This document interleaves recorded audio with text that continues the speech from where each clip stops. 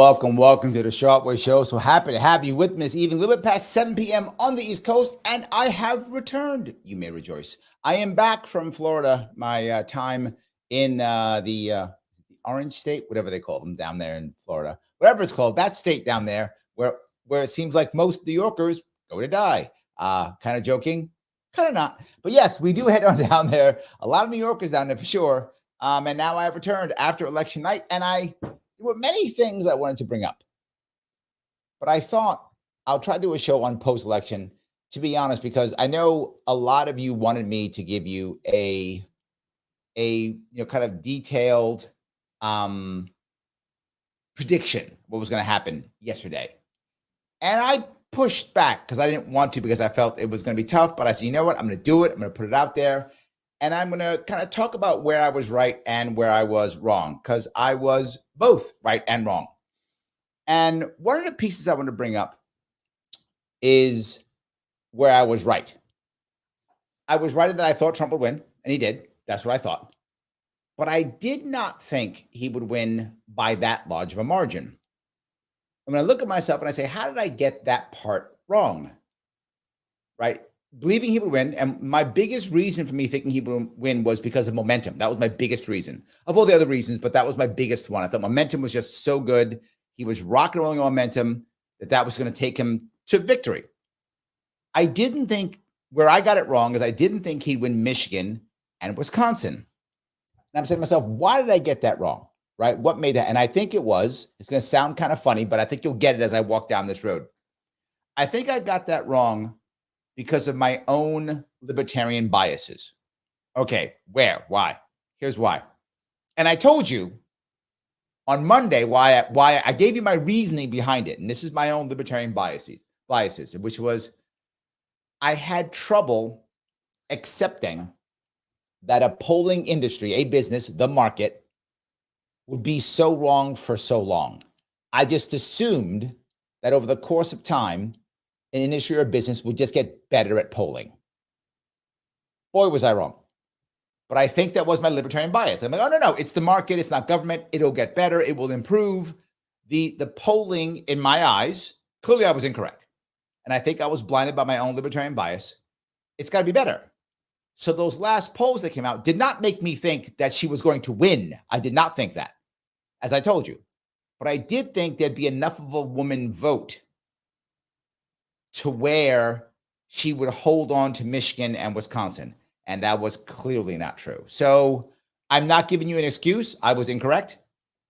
I'm telling you why, as I look back and try to find my own biases. I'm doing something a lot of other people should be doing today, which is I'm actually doing some soul searching and internal looking and seeing, where did I go wrong? What did I do wrong? Instead, I think that was my own bias in believing that the polling would be so good, or better is what I would say, would be better, that he wouldn't do that.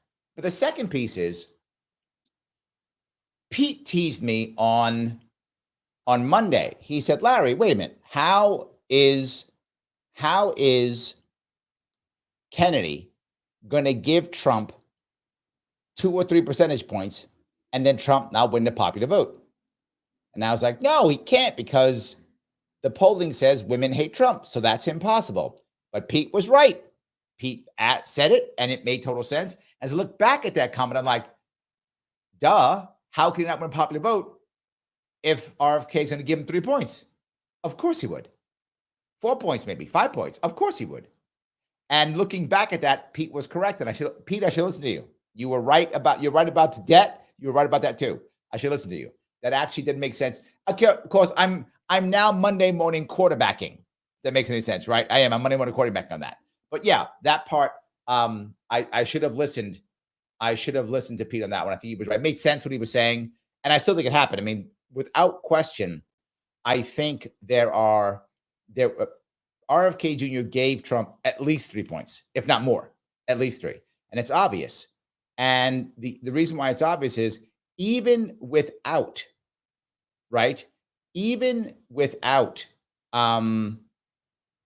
him being on the ballot in 20 states, 29 states, whatever it was, the states he was not, 20 states, I think he wasn't on ballot.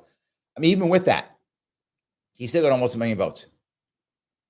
Now, again, in that, I was right. I said he'll get about 1 million votes. I was right on that one, right? I knew he'd still get about 1 million votes. He'll get about 1 million votes, maybe like 800, 900,000, something like that. But he'll get about 1 million votes. That will happen. So he'll get that. In addition, here, while I was wrong on the amount, I actually said that Trump would win without Wisconsin and Michigan, and he won with Wisconsin and Michigan. And in addition, he got popular vote, which I did not think he was going to get. So those two things are different in that regard.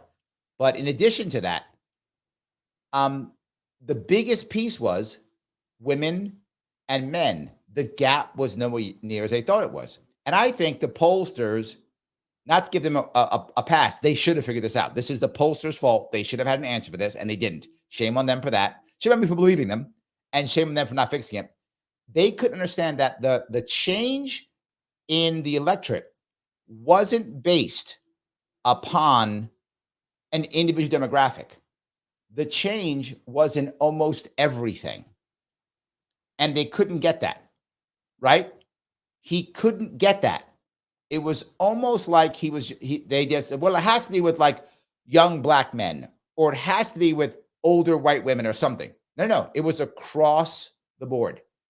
Trump did better in almost 48 states. Like he did better. He did better in 48 states. 2, he didn't do better. He didn't do better in Utah. Utah Republicans don't like Trump, and that's been true since 2016. Utah Republicans do not like Trump, and they still don't. That hasn't changed. And Washington State. Those 2, Trump did not do better. He still won Utah, but he did not do better than he did in 2020, 2016. But he still won it, obviously. The reality of it is he did better in 48 states. So it was everything. It was everything. So with that in mind, I want to let you know where I was right and where I was wrong. Where I was also right, let me give myself credit to this one. I predicted New York State almost perfectly again. One time I said he'd lose by 12 points. One time I said he would lose by 10 points. He lost by 11. There we go. Just saying. There we go. There is no doubt. But I now have to go to 2 different pieces here. And one of them is, I'm going to do Harris, Trump, and then the press. There's so many different pieces here. Let me first deal with Harris, because the press is the best part. Harris first. Harris didn't want to speak last night. I think that was terrible. Why? She knew she was going to lose. Once you could see that the 3 states along the wall, Wisconsin, Michigan, and Pennsylvania, Trump was leading in all 3 of them. What were the odds of him losing all 3? I mean, he won all 3, but at that time, you might have thought, well, he could lose 1 or 2 of them. You might have thought that, perhaps, but it didn't matter. If he won even 1 of them, he was going to win the election. So she knew it was over. That's why she went to bed.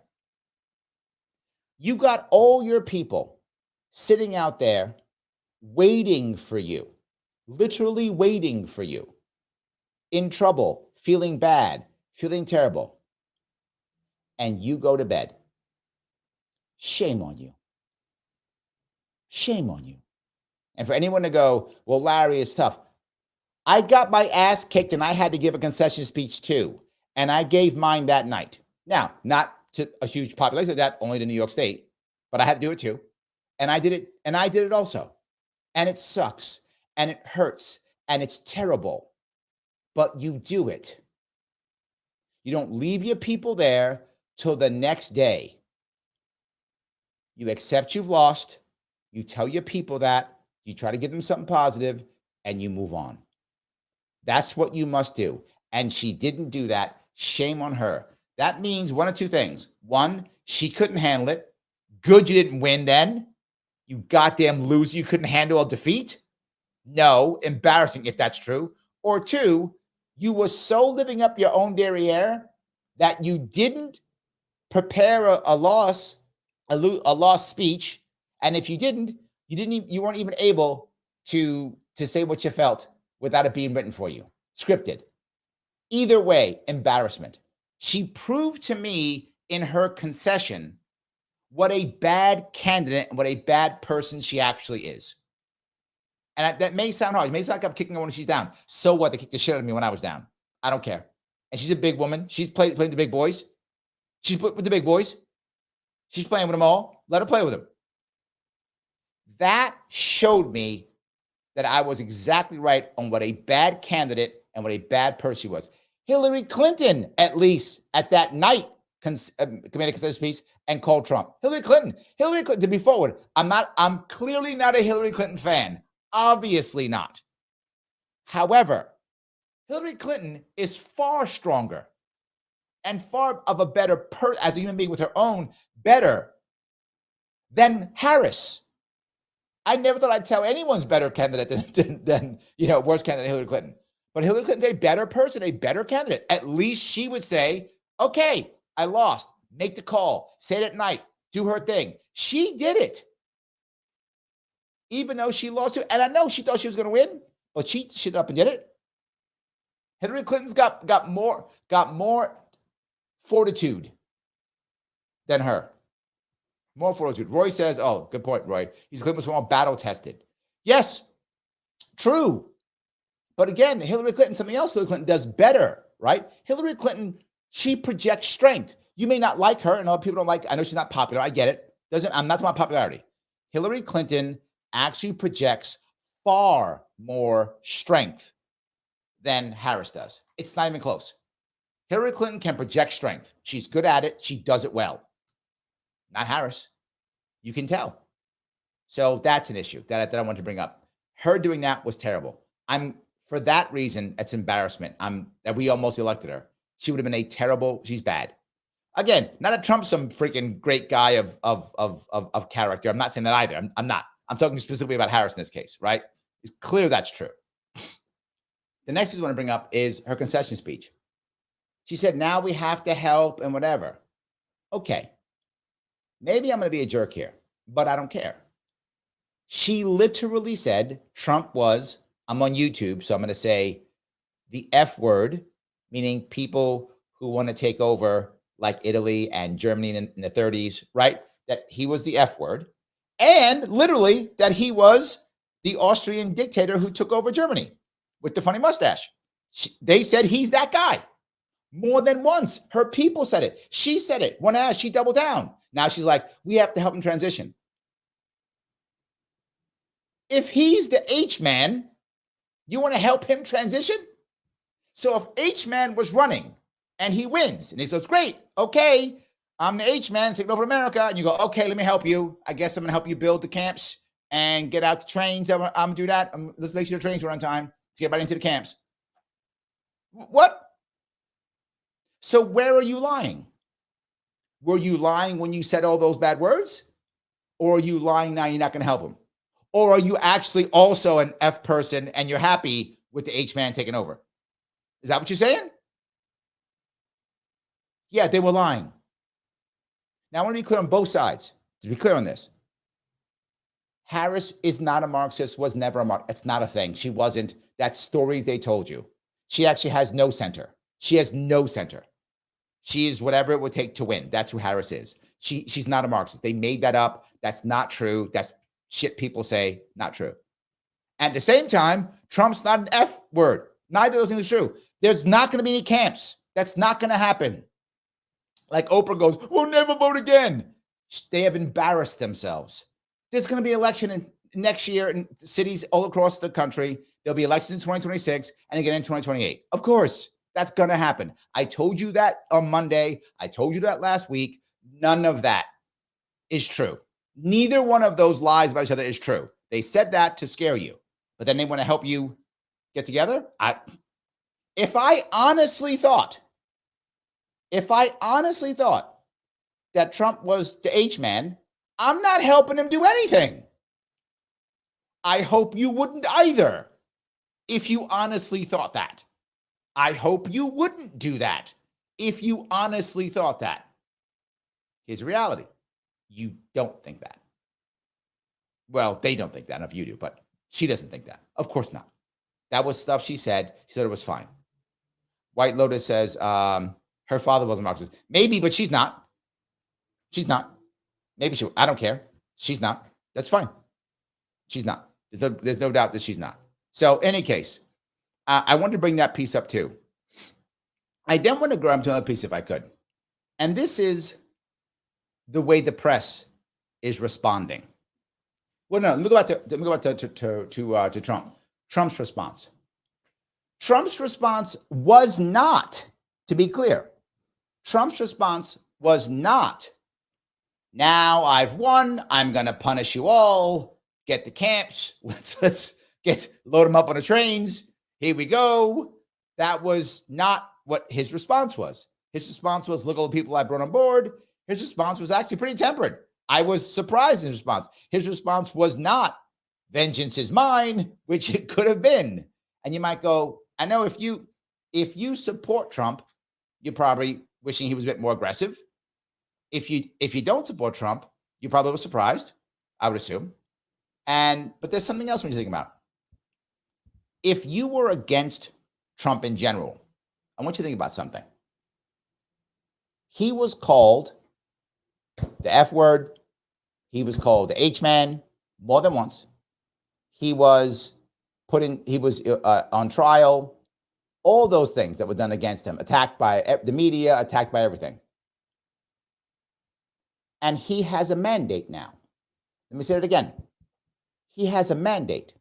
I did not think he would have a mandate, but he has a mandate. He won the popular vote, and he beat her by at least, 50 points, more, whatever? Beat her by 50 electoral votes or more. We don't know, some depends what you look at, but at least that, if not more. And he has won the popular vote, and he's won the Senate. And it looks like, we don't know for sure, I think yet, depends on what state you're looking at, he's going to win the hold of Congress. But maybe not. Looks like he's going to be doing that. All those things. But he's that bad. I would ask you, if you lean left or support Harris, how bad is your candidate? Just imagine that. The vast majority, when you look at electorally, and the majority of Americans voting, said, we'd rather have the guy who you convicted. We'd rather have the guy who has a mugshot. We'd rather have the guy that you've been calling everything horrible, maxing up to the horrible people possible, link him to that, than your candidate. Then your candidate. How bad is your candidate? If I was running against the H-man in New York, I could beat him. Not Trump, the actual H-man. If he came back from the dead and ran for governor of New York and I ran against him, I could beat him. And if I couldn't, shame on me. Shame on me if I couldn't beat him. If he came back from the grave and ran for governor of New York and I ran against him, I can't beat him, shame on me. But she couldn't beat him. So many people now are talking about, how could it be done? How could you do this? How could you do it? Because they hate you. That's the reason. I've said this so many times. It's because they hate you. The average American hates the elites. And I've been saying this for years, and people don't hear me. Literally, the Democrats put up the most establishment candidate they could find, and she backed herself with more establishment. My policy is going to work because economists said so. I'm good because this person backed me. Liz Cheney said I'm good. More people said I'm good. They all said, the elite said I'm good. We hate the elites. We hate them. This election was more than just Harris is a bad candidate, and she is. But more than that, it really was an election that said, we're tired of being scolded. Please stop looking down at us. Please stop scolding us. Please stop feeling like we're goddamn children. Please stop. We will take anybody over being scolded. And Roy brings up a point. People believe in the billionaire is not elite. No, they don't care if he's elite, Roy. You're missing the point. They don't care if he's elite. Stop scolding me. Stop treating me like I'm a goddamn kid. Stop acting like everything was wrong. Stop. I'll pick anybody over someone always telling me that I'm wrong or bad. telling me that everything I think of is wrong. That if I think the economy is bad, I'm stupid. That if I don't understand what you're saying, I'm dumb. That if I don't agree with what you agree with, I'm a racist or a bigot or I'm something. Stop scolding me. That's what it is, Roy. It's literally that simple. They would have taken anybody. They called him the H-man and they picked the H-man. Roy. And this wasn't just youngs. This was white women. This was black men. This was everybody. That's the point that Democrats have not learned at all. Now, I'm going to give you something crazy also. Trump has actually given the Democratic Party a gift. It is a very poorly wrapped gift. Really poorly wrapped. But it is a gift. The question is, will the Democrats take it? My gut says no. But it is a gift. The gift is pull your heads out of your asses. Now, will the Democrats actually do something right here? No. Republicans have a problem too. Don't get me wrong. This isn't just Democrats. I'm beating up Democrats now because they lost, but the Republicans have a problem too.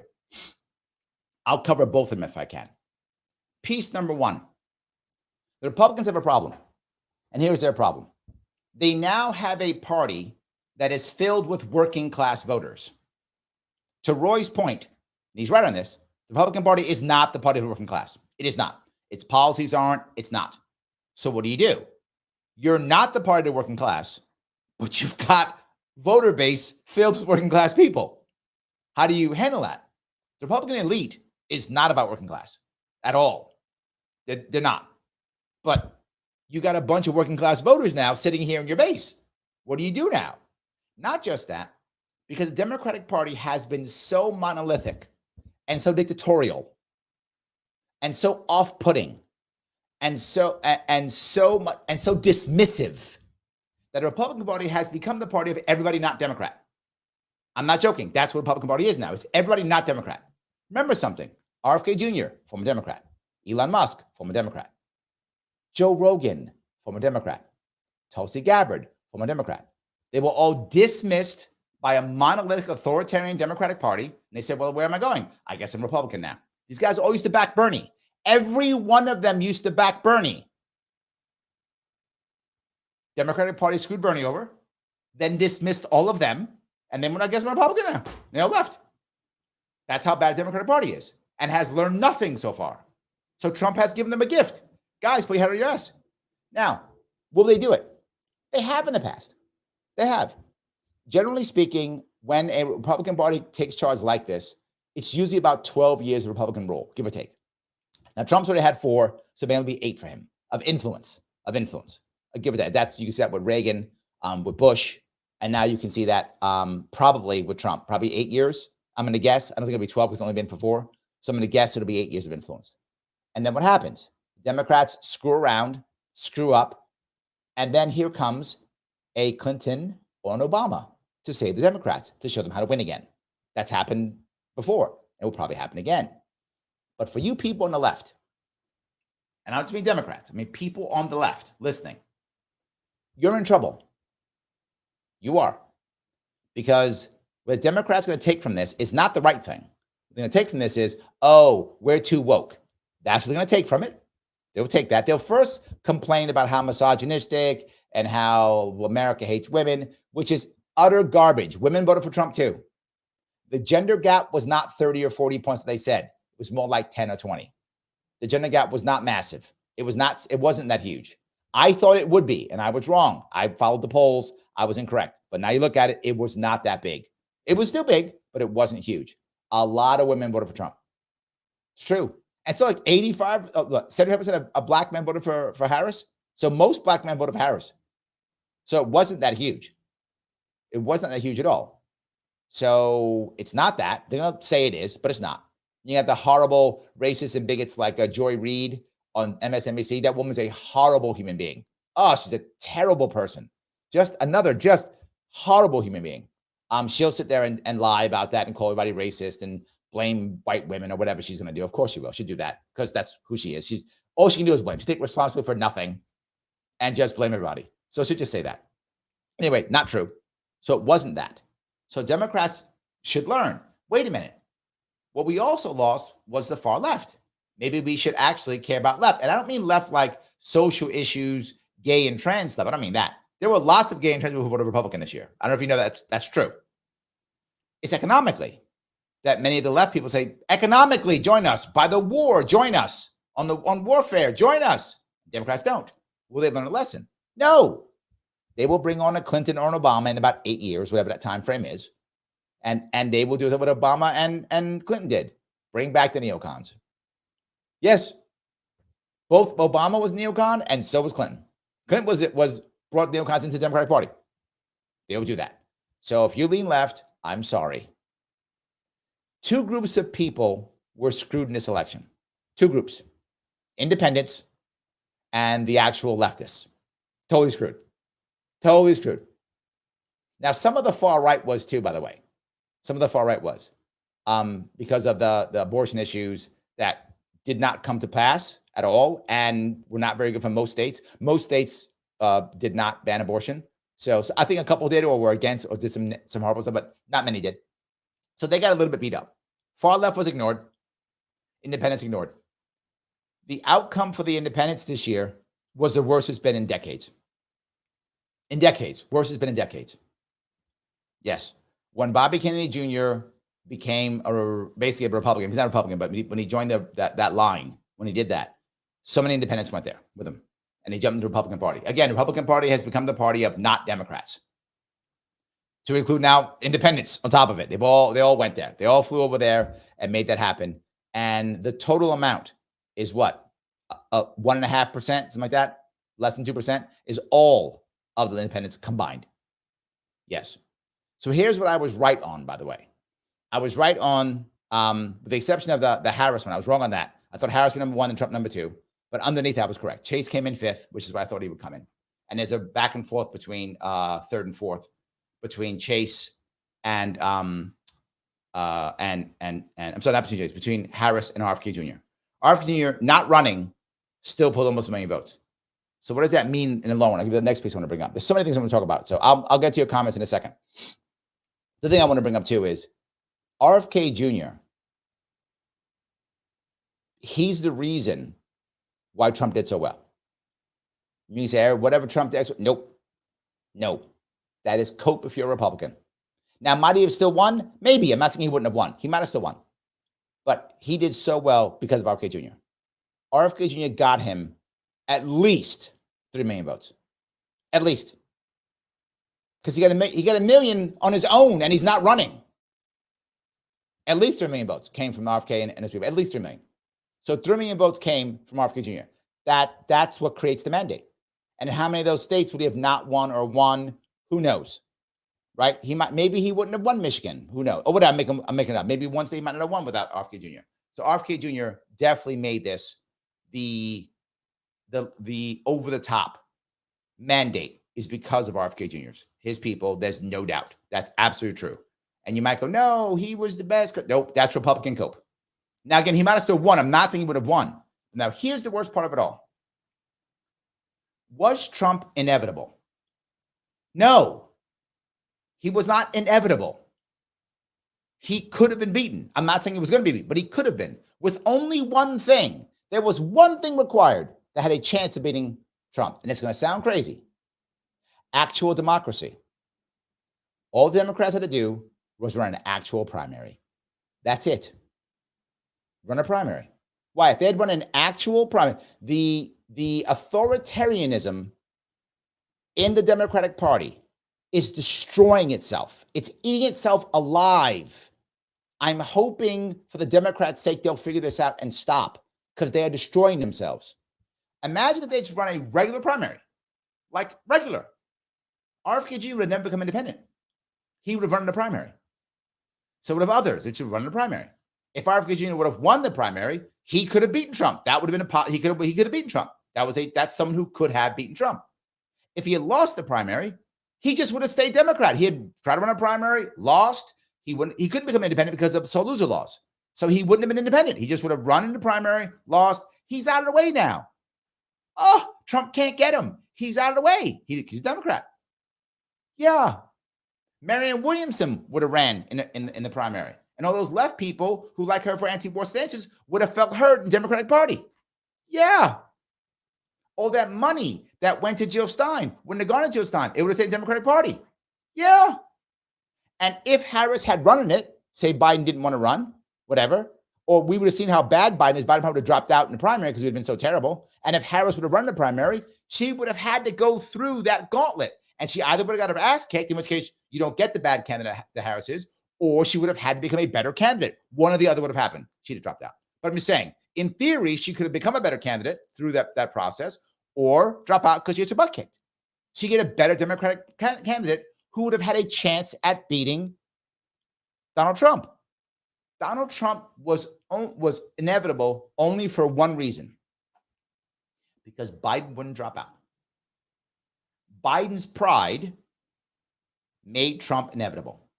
Without Biden's pride, without the authoritarianism that is in the Democratic Party, without that authoritarianism, without that, Trump is not inevitable. Now, he still might have won, but there would have been a chance to beat him. With that authoritarianism, no chance. He became inevitable. He became Thanos. He became inevitable. So let me keep going here. Hold on. Let me grab a couple of super chats. Little Libertarian, thank you for the $2. What happened to 20 million people? Interesting. I don't know what you're talking about at all. I don't know what you're talking about. You're gonna have to expand on that one. Super Weapons, thank you for the $5. The GOP politicians' next problem is how they're going to continue to sell America first when they're Israel first. Yes, I'll give you, this is a good point. I will give you, though, what I think Trump will do. I'm going to prognosticate on Trump right now. Trump is going to end the wars as soon as he possibly can, so he can erase that. He wants it to go away too, right? You're not the only person who thinks that. He thinks that also. But he absolutely is all about Israel. That's true. He is. But he's going to try to end this. I think, I'm going to give you 2 points. I think he ends Ukraine and Israel both. And he has to. And I'll give you why he has to. He has to end Ukraine. And for those who didn't see my piece about the Ukraine war and Israel war, here's the thing that many people don't know. If you end the Ukraine war, Israel is in trouble. Let me explain why. There are going to be tens of thousands of Russian and Ukrainian mercenaries available for Iran the second that war ends. When that war ends, at least 10,000, maybe 30, 40,000, but at least 10,000 mercenaries ready. These guys are getting, the Russians at least, are getting $3,000 a month. The average salary is like $1,500. They can't pay like double the amount of money. So you have a choice. You can go back to your town in Russia, $1,500 a month. You put some money away, good luck. Or try to find a job. You can go to Iran and they'll probably pay you $4,000 a month to be a mercenary, training, all their troops, training, all that, doing all that stuff. Yes. Yeah. So you got at least 10,000 hardcore trained, not just trained, hardcore experienced troops that Iran will now have as mercenaries, or Turkey will have, or Lebanon will have, or insert bad guy who's going to fight Israeli, right? Boom. Number one. Number two, they're going to have at least 100,000 drones with operators ready to move into that area also. That's why Israel's been pushing hard. People ask, why is Israel pushing so hard? They have to do it before the Ukraine war ends. That's why Israel pushes so hard. They have to. Because once that war ends, Israel's in trouble. They have to push their buffer zone out. This is what Israel wants. They want a buffer zone. They've got to push their buffer zone out before that happens. So if Trump ends Ukraine, he has to end Israel. He has to end both wars. He has to. So he will find a way. And he will probably use money and threats. That's my assumption. I think he'll literally go to Putin and say, Putin, how do we make this work to where you can claim a victory and so can I? That'll be the question he'll ask him. How do we make this so we can both claim victory? I want to end the war so I look good. You want to end the war with enough territory so we can tell you people you won. How do we make that happen? And he will sacrifice Ukraine. That is my point. I think he will sacrifice Ukraine. I do not think he will care. Ukraine will become a rump state. He will not care. And he'll tell Zelensky, hey, you already got land in Florida. Why don't you and your boys pack up, take the money you stole, head on back to Florida, live in America. I'll give you a visa. You'll be fine. Just leave. They'll elect somebody there that'll keep both me and Putin happy and good. Ukraine will not join NATO, and America will punish NATO and say, stop spending money, and punish NATO for this war. That is my outcome I think will happen in Ukraine. And a lot of you who support Ukraine do not like to hear that. You think it's terrible and bad. I'm not making judgment. I'm telling you what I think will happen. I don't think that Trump and his administration care at all about what happens in Ukraine. I don't think America cares about. I mean, maybe American people do. The government does not care about Ukraine. Never did. I've always said that. People get mad at me when I say it. You're a Putin puppet. I'm not a Putin puppet. I don't give a shit what Putin does or says. I'm not a puppet. I'm real. America abandons its allies constantly. Ask the Afghanis. Yeah. Ask the Iraqis. Ask them how we abandon them. Vietnam, we abandon them. We abandon our allies constantly because we don't care. We're going to abandon Ukraine too. Now, the people of America might care about Ukraine. Many do. Government doesn't care. Puppets for us. Puppets for us. All those people die. We don't care. So they're all going to die. All those Afghanis died. Iraqis died. We don't care. Think we do? We don't. So that's what is going to happen. He's going to sacrifice Ukraine, not care, make a deal. Putin will say he won. Trump will say he won. Ukrainians will have a rump state, will not be part of NATO, and Zelensky will move to America. Done deal. That wrapped it up. That never happened. While that's happening, he will find a way to fix Israel. And I think he will threaten slash bribe Iran. That is my gut on that. He will threaten slash bribe Iran. In some way, shape, or form, he will try to step in because there's been a deal with Iran and Saudi Arabia recently. The Chinese brokered it.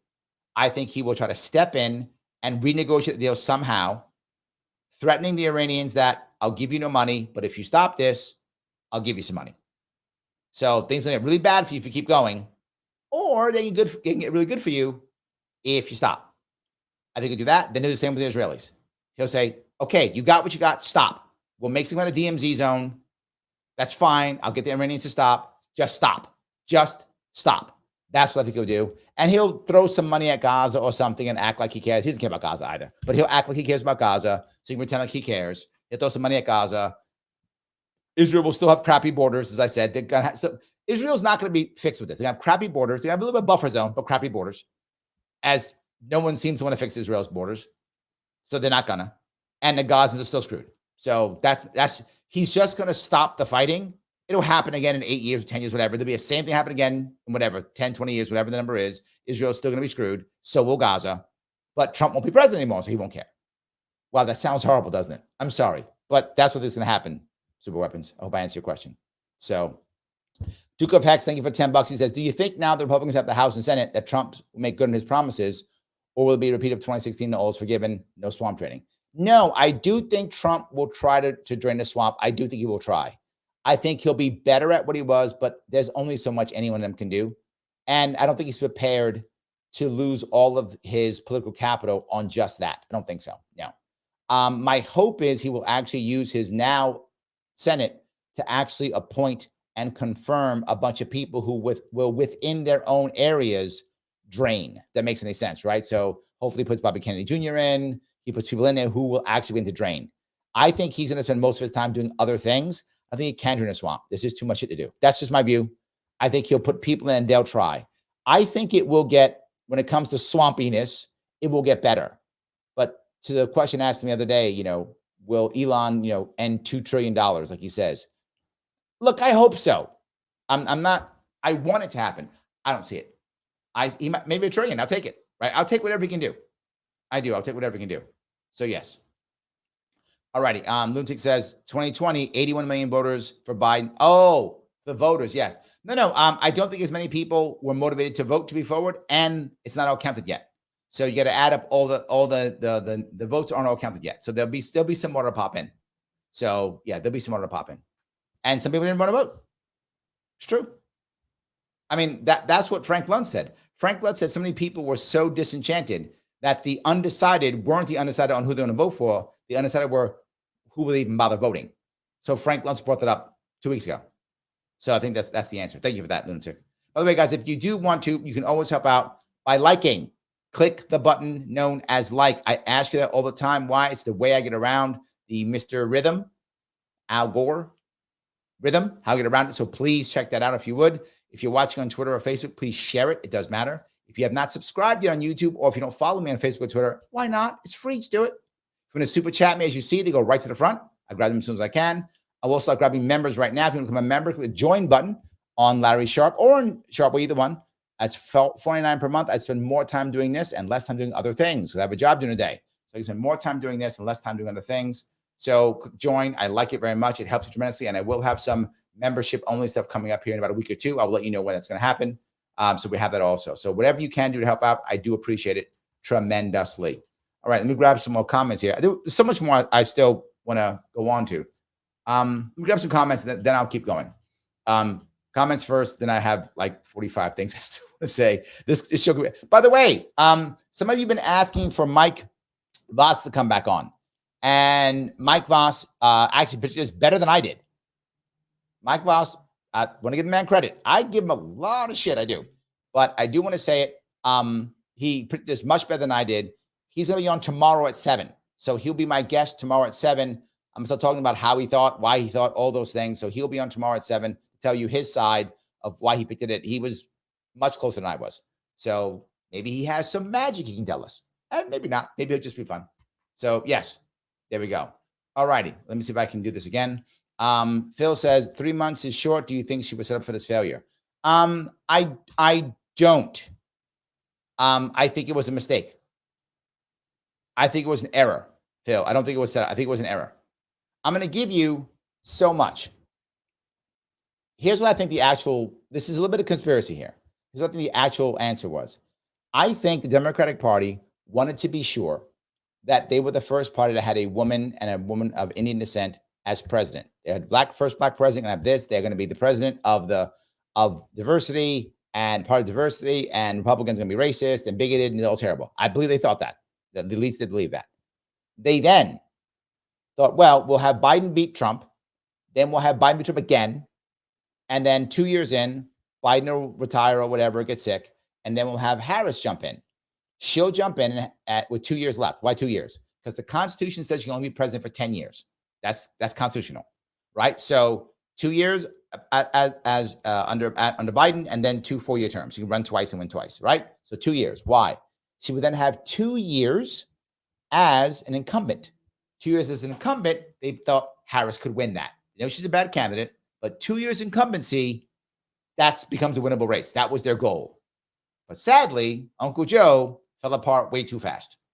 That was not part of the plan. And they got stuck and they had to rush this. That's what I think happened. The AC, how are you, sir? I'm so tired. I don't know if I'm going to make it to the show. Dude, I had like 3 hours sleep last night. Stop that.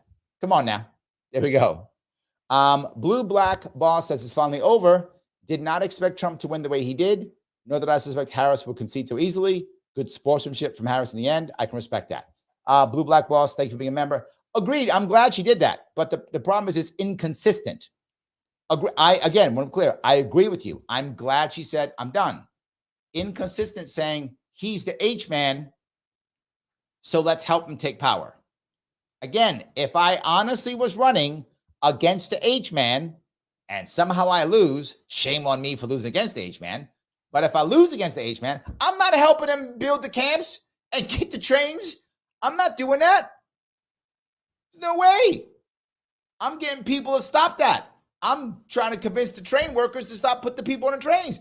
The construction workers don't build the camps. I'm not doing that. If I honestly thought he was the H-man. Again, she doesn't. That was just stuff she said. I had no problem saying. But yes, I'm glad she did it. I am sad she waited so damn long. I think that was kind of crappy. So, yes. William Wells, thank you for the $5. North Carolina, guaranteed access next 4 years. Mike Ross, 3.5. I know I like Mike. I actually did a couple shows with him. Yes, Mike Ross went out there and he was actually busting his rump, doing the stuff, doing the work to make that happen. So Libertarian Party in North Carolina. Congrats, Mike. Well done. Glad you made it work. 3%. That's better than I got. That is nothing to laugh at. I love that. William, thank you for that. It's very good that it happened. 100%. Do like that. Thank you. So, all righty. We'll grab some more of these. Matt says, Larry Sharpe, Secretary of Education. If you guys want to nominate me for something, I'm happy to be nominated, but I don't think that's going to happen. Yeah, absolutely. Yes. All right. Kentucky says, did not expect Trump to win the popular vote. It's really telling. Yes, it's a mandate. And this is a piece that people don't understand. I said it, whoever was going to win, and I wasn't sure if Harris was going to win or not on Monday. I wasn't sure. As I said, I was not sure. Absolutely, the idea is the better the mandate, the better the victory for the country, right? So even if Harris had won, I would have wished her to win decisively. Trump won. He won decisively. That's better for us, right? Not contested, just as Blue Black Ball says so, not contested. It's done, right? Done. I'm happy that happened because it does give a mandate. So now Trump can basically do a lot of stuff that he wants to do, right? He can get more stuff done because he has a mandate. Having Congress, he already has the courts, and now his presidency. He can get more stuff done. He is in a better position than many presidents before him. He's in a very good position. And the Speaker of the House, they get along well. So even better. So he's in a very good position. The only issue might be filibuster, but I think the Democrats will probably not be bad with filibusters this time. I don't think so because they were fighting last time. So I think they'll be okay. And he's a vice president in the Senate, so he has a mandate. Now you might say, Larry, that sounds horrible. He's a bad guy with a bad mandate. Here's what you remember. There were a lot of people who are scared that Trump will attack Letitia James or something like that. I want to be very forward, and this may sound horrible, but I'm going to say it so you understand it.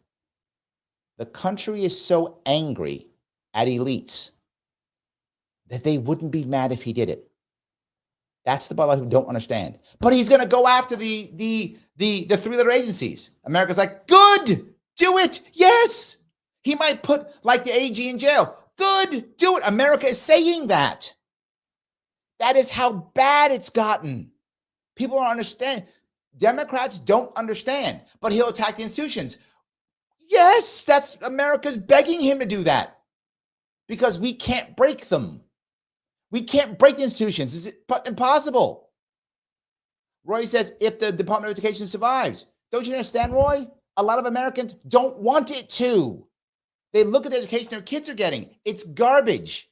They're seeing that their kids can't get jobs. It's not working. They don't care. That's not a threat. It's not the threat you think it is to the vast majority of Americans. Like, good, get rid of it. I don't care. They don't care. And look at men, not even going to college anymore. They don't care. They don't see value in it. That's not a threat. And so many Democrats don't get it. They go, I don't understand. All these economists said this. They don't respect the economists. They don't care.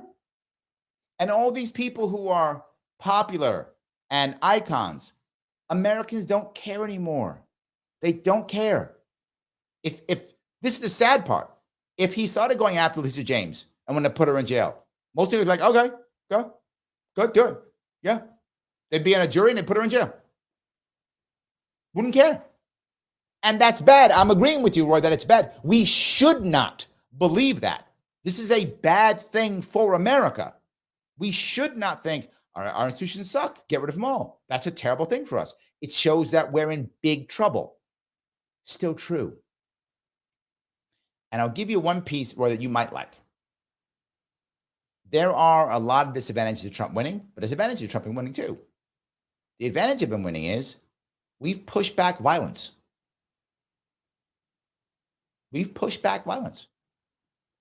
Because this was a win in many young men's eyes for men. And that may sound misogynistic. I'm not here to judge this stuff. I'm being serious. I'm just telling you what's really happening. All those Joe Rogan guys, and they won when they feel like they've been losing for decades, if not years, if not decades. Oh, maybe America wants to hear us now. I know some people are mad. Oh no, young men, that's a bad thing. You guys are bad. Young men will always fill the armies of bad guys. Young men without purpose fill the armies of really bad guys. If these men start having purpose and not checking out, there'll be no one to fill the armies. This is not a bad thing for that piece. Not a bad thing. Not a bad thing. So yes. All right. See if I can go here. Rick has a joke. Thank you for being a member, Rick. It's Wednesday and no rain. So it's a dry hump day. Yes, there we go. Pete, the man who was right, who I should have listened to last Monday. Yes, coming up with what you always do. Thank you. 35 trillion, 884 billion, 401 million, $15,854 and 36 cents. And as always, let's talk about it. It's gone higher. So yes. All righty. See if I can go down here. Cheyenne says, of course you're going to start where you're right. I am a human being, Cheyenne. Okay. Why you get, yeah, I am a human being. All right. You guys beat me up here on this. Yeah, it's absolutely true. Yes. 100%. Yes. Sam says, I'm honestly surprised that Michigan was got. See, I'm not the only person. A lot of people thought that Michigan and Wisconsin were going to stay blue. And my thought process was there'll be so many women, right, that will do it. I'm with you, Sam. I'm surprised. I did not think that was going to happen. And the same thing. I was more surprised about Michigan than Wisconsin. I was surprised about both. I'm with you. Pete says, free Ross. Okay. He said he'd do it day one. I'll give him week one. Otherwise, we got a problem. I'll give him a week. Yes. Roy goes on to say, I don't know how to best live this, but elections show that education is a low point. That's been true for years, man. That's my entire point. Been true for years. Absolutely. Lunatic, I said she didn't have a chance in Wisconsin. You did, Lunatic. You were right on that one. You were right. I did not think so. You were right on that. Absolutely. You were 100% right. Yes. Lyndon says, thoughts on Stein beating out Oliver, little concerning socialists beating us at the third party game. No, I called that months ago, and I'll tell you why. Oliver can't raise money well. He's a bad fundraiser. That's just a fact. And it sounds bad, but he's a bad fundraiser. I raised more money when I ran for governor than he ran for president. He just raised much money. And Stein was funded by the anti-war left because Harris is a warmonger. So, and clearly a warmonger. And the anti-war left could not get behind Harris because she was just far too much of a warmonger. Jill Stein was savvy in what she did. She was heavily anti-war. She picked a Muslim as her VP, and the anti-war left threw money at her. She raised over $3 million, I think, including her and a PAC, over $3 million. Oliver didn't even raise $500,000. So she raised 6 times the amount of money. Of course she's going to beat him. Of course. 6 times the money. Of course she's going to beat him.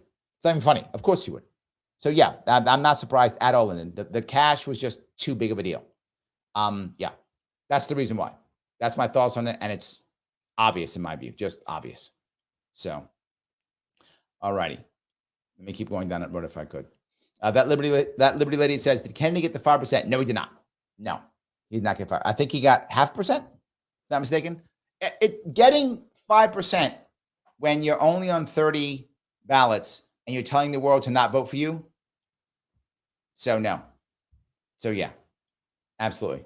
Joel says, I'm thankful that so many people watching the election process now. I think they made a difference on getting better results. I cannot, you know what? I'm going to tell you why I'm so happy that RFK Jr. ran.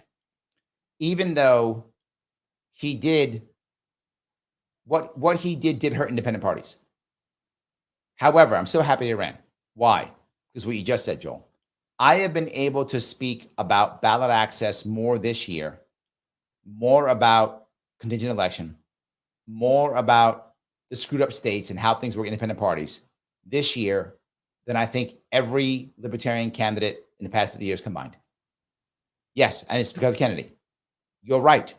Not just that. When I was at one of the, election parties down in Florida last night, many people knew who I was. Larry, I saw your video on this. Larry, I saw your video on that. Larry, I saw your video on this. A lot of people have seen my videos on this type of stuff. It has moved out. You are absolutely correct, Joel. This has been, in the long run, a good deal, even though, as Pete says, libertarian parties are going to ask it. It's true. But I knew it was going to happen. Look, whenever this comes up, I'm going to go, and Cheyenne's going to be mad at me, but I'm doing it anyway. I'm going to go to where I was right. I warned Libertarian Party. I warned them. If you don't pick Lars Mapstead and me, 1, you're going to come in 5th. They did. 2, you won't even raise $1 million. They didn't.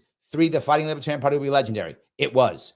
I said this back in April. This is what will happen. That's what happened.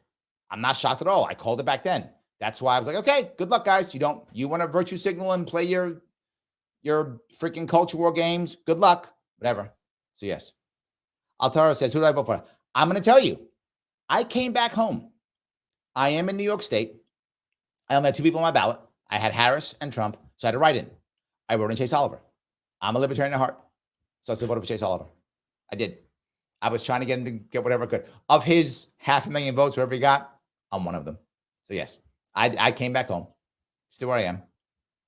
So I did. So, all righty.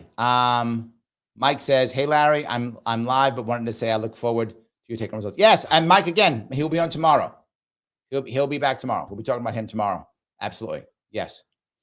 Okay, let me grab some more of this if I can. Matt says, "Larry, the quote from CNN is hilarious. The cope is embarrassing, Matt. MSNBC's worse, but it's terrible. Let me tell you what some of them are saying. They're saying things like, it's because of misinformation on social media. Yes. It's misinformation. No. Most of America hates you. Get that. Just get that. Right? Most of America hates you, the mainstream media. Most of America hates the elites. Just get that in your head. It's not misinformation. Why is it so easy for America to get misinformation if you're giving the right information every day on TV, every day, every morning, every afternoon? Because we don't watch it because we hate you. Bill Maher said this 3 years ago, and he's forgotten it. It's not that. Get it in your mind. We don't respect you because you don't respect us. Because the second that something goes wrong, it's misinformation. It's you're stupid. You don't get it. It's not, let me explain it to you. It's not that. And they don't. Even when I'm trying to explain things to people, I don't assume you guys are stupid. I never assume that. I assume I know more because this is my world, right? I live in this goddamn world, sadly. So of course I know a lot about it. I live in this world. I consult in this world. This is my third independent line coming in a presidential ticket. Third time through this. Most people go through one time and run away, right? So of course, I assume you don't know because you're not in this. I don't assume you're stupid. I'm sure many of you are so far smarter than me in your own worlds that I'm not in. That's what I assume. The media assumes I'm super smart and awesome because I went to Yale or Harvard and you're stupid. So let me tell you about how stupid you are. And we go, I'm tired of being talked down to. Oh, there's another one I go, well, she only had 107 days. That's all she had. It wasn't fair to her. It wasn't fair. Yeah, whose fault is that? Get the old man to step down, have a primary, problem solved. That was your fault. You did that shit. It didn't happen. Take some responsibility for that. And when she came on, you didn't push her or anything. You made her the queen. You anointed her. What'd you expect? That's your fault. That's your fault. Oh, the other thing that they say, well, you have to understand that, it's because of misogyny. Misogyny? Women didn't vote for her either. It's not misogyny. This is a rout. It was a rout. She was a bad candidate. Just take some damn responsibility. She was a bad candidate. Take some responsibility. Right? Me and you just heard Pete say it. You heard Liberty Lady say it. We did not do well this year. The Libertarians got their butt kicked. Why? Because we couldn't raise any goddamn money. That's the reason. We got our butt kicked by Jill Stein. Why? Because we couldn't raise any money. I'm not going to go, the system sucks too. It does. But we knew that going in. Got to raise money. I had a plan to get money. Everybody didn't want to listen to it. Get your ass kicked then. Same with Kamala Harris. You could have run a primary. Weeded her out, or she would have had to get better. One or the other. You didn't. You get your ass kicked then. You knew what you were up against. Here's the worst part. You asking some Democrats what they want, had to raise more money. They raised $1 billion. They outraised and outspent Trump. Both outraised him and outspent him. And you still lost. Your candidate was garbage. Your candidate was garbage.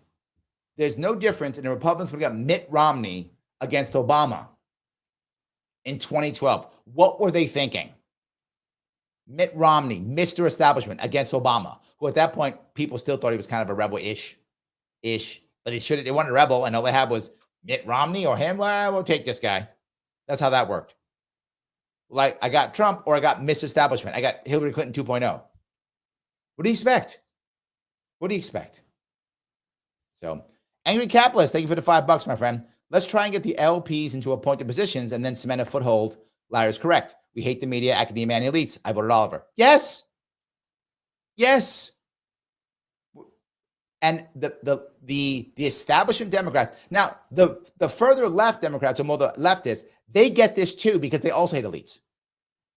That's why they're jumping on Jill Stein train, or they're jumping on Claudia, the Cruz train. They're jumping on those trains because they can't stand establishment either. The country is tired of the establishment. Democrats, get that in your goddamn head. But something else happened too. Why didn't women? This is a complaint. Women voted against their best interests. He's gonna do a ban on abortion. A lie. It's not gonna happen. It was never gonna happen. That was a lie. It's all the states now, whether you like it or don't like it, it's not true. And the vast majority, is it 48 or 40, whatever, 40 some odd states are voting to keep abortion legal in their states. There's a couple who aren't. It's true. And eventually over time, they're going to go away too, because you can't retain that in America. The American public is just not there. But again, you may be pro-life, whatever you think. I'm not trying to judge you. I'm just saying America is not there. America's not at a ban abortion place. It's not where Americans are. So Americans are going to allow some form. There may be different bans on timing here or there, 8 weeks, 12 weeks, 16, whatever the weeks are. I don't even know the weeks. I should pay more attention to that, but I don't. But whatever the weeks are, there will be that's going to happen. And it's the way it works. So that whole thing was just a lie. People just saying stuff. None of it was true. All just lies. Thank you for that, Angry Capitalist. And I don't know who's going to be the quote libertarian, if there is one, in the Trump campaign. I hope he keeps his word. Supposedly he met with Angela recently, so maybe he'll get one. It'd be nice. I would like libertarian. That'd be great to have to do something and hopefully have success. It'd be great. Maybe it's Ron Paul. Maybe. We'll see. I would hope so. All righty. Keep going down here if I can. I want to try to grab some more of the, if I can, I'm going to try to grab some more of you guys. Matt says he won Staten Island, Long Island, upstate New York. It was the tri-boroughs. No. He also lost all the cities, upstate New York. Lost Rochester, Buffalo. He lost Albany. Again, as I always say, Matt, people say it's just New York City. It's not. It's all the cities. Now, within the city, Staten Island is an exception. Staten Island is much more red than the rest of New York City. But one thing Trump did well, Trump did better in almost every borough than he did in 2016. He improved, but he lost all the boroughs except for Staten Island and all the cities. He lost Albany, Rochester, Buffalo. He lost all of them. That's how it works, right? So yes. And Matt goes on to say, I don't believe she won New York. Of course she did. Matt, don't fool yourself, brother. Don't fool yourself. I don't mean to be mean here. Don't fool yourself. New York City is blue. So are all the other cities. New York State's so blue. And I'm going to tell you, New Yorkers, this. You're not going to get this, but you need to understand this so you understand your state. I know my state very well. I called it. I said between 10 and 12 points. He lost by 11. And I'm on record. I have receipts. And I said that in 2022, Lee Zeldin will lose between 5 and 7 points. He lost by 6. I know my state very well. I worry about projecting or predicting outside the state. I predicted the country, didn't do so well. Did okay, wasn't great. I predict my state, I'm on the money. This one I got New York State down. That's why it says Larry Shaw for governor of New York State. I got this down. I'm telling you, if you took New York City out of New York State would still be blue. Let me say it again, you New Yorkers, so you can hear this and understand this. If I'm wrong, do your own homework. The data is online. You take New York City out of New York State and just have New York State without New York City. New York State still blue because every city is blue. Now, the counties look very red. That's true. They are very red. But each city is blue. Ithaca, Binghamton, Albany, Syracuse, Rochester, Buffalo, all blue. New York State is a blue state. If you take the independents and Republicans, add them up, they do not equal Democrats. There's still more Democrats. Say it again. You add Republicans and independents together, more Democrats. This is a blue state, my friend. I travel it. Blue state. I know you don't like it. It just is true. So everyone tells you. And by the way, this is the worst part about Trump doing well. Republicans are going to lie to you next year and the year after. They're like, this is the year. You see, he only lost by 11. He came here. He's going to come again. And this year we're going to win. No, I've been saying this for years and people don't believe it. Republicans believe the lie constantly. New York State, if you're a Republican, you can win locally. They often do. You cannot win. It is physically impossible. The numbers don't exist. You cannot win. You cannot win a statewide election as a Republican in New York State. The Republicans who would vote for you have moved out and keep moving out at approximately 200,000 per year. They are packing up and leaving. They're in Florida now. The reason why Florida is red is because red New Yorkers moved down there. They're in North Carolina now. That's why Trump's winning North Carolina, because there's New Yorkers in there with the North Carolina. They're not here anymore, Matt. They're leaving. If you live in New York, and I'm not sure where you live, Matt, if you live in New York, you know for sure at least 3 people who moved. At least, maybe 10. At least 3 who moved. You know they're leaving. It's not a thing. There we go. So anyway, Joel says, time to leave has been real, but the American experiment has ended in failure. I'm not sure I'm going to go there, but I get what you're saying. That's what I'll say. I'll get what you're saying. Yes. Kintsugi says, it just shows she won't be able to handle the presidency. Agreed. It was embarrassment. What she did was embarrassing. 100%. I totally agree. Yes. All righty. Let me grab a couple more here. Peace. How are you, sir? Peace Logic 49. Thank you. I live in this world, sadly. Quote of the day. CNN is the worst. Larry knows how to cheer me up. Primary. What's that? Yeah, exactly. Yes. Peace Logic. Another $5. Thank you, my friend. Larry's got receipts. Don't hate Larry. Subscribe and like. Yes, guys, please subscribe and like. He's right. Please do so. Click that like button. Subscribe if you haven't. Click that. You're going to follow me on all. Yes. I literally said those. I do everything live. You guys hear me. That's how my receipts are doing this live. That's my receipts. I have them. If I say stuff, I have to admit when I'm wrong because it's obvious. You saw me, right? But if I get right, I also can say it too. Yes. Kim, how are you? Thank you for being a member. Her concession speech was the same speech she gave at her rallies. Her concession speech was terrible. It was terrible. You're right. It was a rally speech. She said, and we have more in common than we don't. That stupid stuff. Gotta have faith for the fight, blah, blah, blah. What fight? You're not fighting for nothing. Yeah, what's she fighting for? Does she have a policy? She's not fighting for anything. It was just blah, blah, blah. Harris is finished. She's finished. Her career is over. She's done. No one's going to want her ever again. She's a crap candidate. And she can only raise money when the establishment is behind her. Yeah, so no. It was embarrassing. She's an embarrassment. She's gone. Good. Democrats, I hope you will learn your lesson. That's what I'm telling you. If you don't, here's what's going to happen. The Democrats are going to shun left-leaning wokeism completely. They're going to shun their far left over. They're going to take all the neocons, bring them into the party, including all the former Republican neocons. Here's the issue with the Republican Party for those of you who are Republicans. Your party is going to change a whole lot for your Republican. Democrat too, but a whole lot for your Republican. Republican Party now, as I mentioned, is now a party of a bunch of working class people. And the Republican Party is not the party of the working class. It is not that. It's the party of everybody who's not a Democrat. And they're not ready for that at all. What are you going to do? Got to figure this out. So somehow you got to figure this out. I don't know how you do that. It's not going to be easy. But that's your goal. The problem now is neocons who are the Republican establishment are like, now what do we do? Now what do we do? I don't know. I guess we become Democrats. You're going to watch them all go become Democrats. If you're a Democrat, you're also in trouble. Particularly if you're left-leaning. If you're a left-leaning Democrat, your party is going to abandon you. It's going to blame you and abandon you. That's what's going to happen. You're going to watch the Democratic Party become more middle of the road, more right-wing, more neocon. It's going to happen next couple of years. Yes, 100%. So Missy says, hey, Missy, I've avoided political comments all day. I have many Democratic friends and refuse to let politics come between us. I do too. Missy, I'm with you. I live in New York City. Most people around me are Democrats. And they are not happy. Not happy. At all. They're not happy. I agree. It is, yes.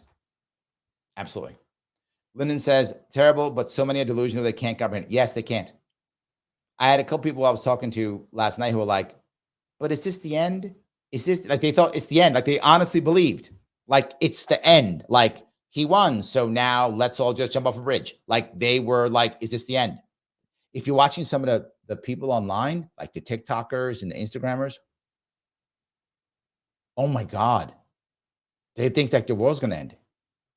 And what it tells me is to Roy's point about, people aren't educated. Well, yeah, but that's both sides, my friend. There's a bunch of Democrats right now who honestly think like it's over because Trump won. Like there's no more elections and they're going to come put the women in camps now and force them to have babies. Like they believe that stuff. None of that's going to happen, by the way. None of that's going to happen. Not going to happen. Not going to happen. But they believe that. So I think there's a big problem on both sides. Yes. Peace. Thank you for the 499. What's your prediction about RFK? He's really going to shake things up. I think they're going to put him in the spot, and he's going to try. I think whatever you're thinking, whatever level you think of change is going to be, it will be less than that. But I do think he'll make change. I do think he'll push on some things because what he can do to help out Trump is have a couple of wins that Trump can take credit for. That's the glory of an RFK being someplace. He can do something, whatever that thing is. My hope is he helps to break up that government pharma thing, which is the hardest thing to break up. Peace. It's the hardest thing because there's so much money in it, but it's literally killing us. That big government pharma connection is literally, and I don't mean this, I mean it literally. It is literally killing us. If he can break that up or break up the big ag, either one, I mean, big win for all of us. Big win if he can do it. But my gut is to do something smaller that'll be impressive in some way, something like that, right? But if he could break up either of those two, worth it. Worth it if he can do it. Worth it if he can do it.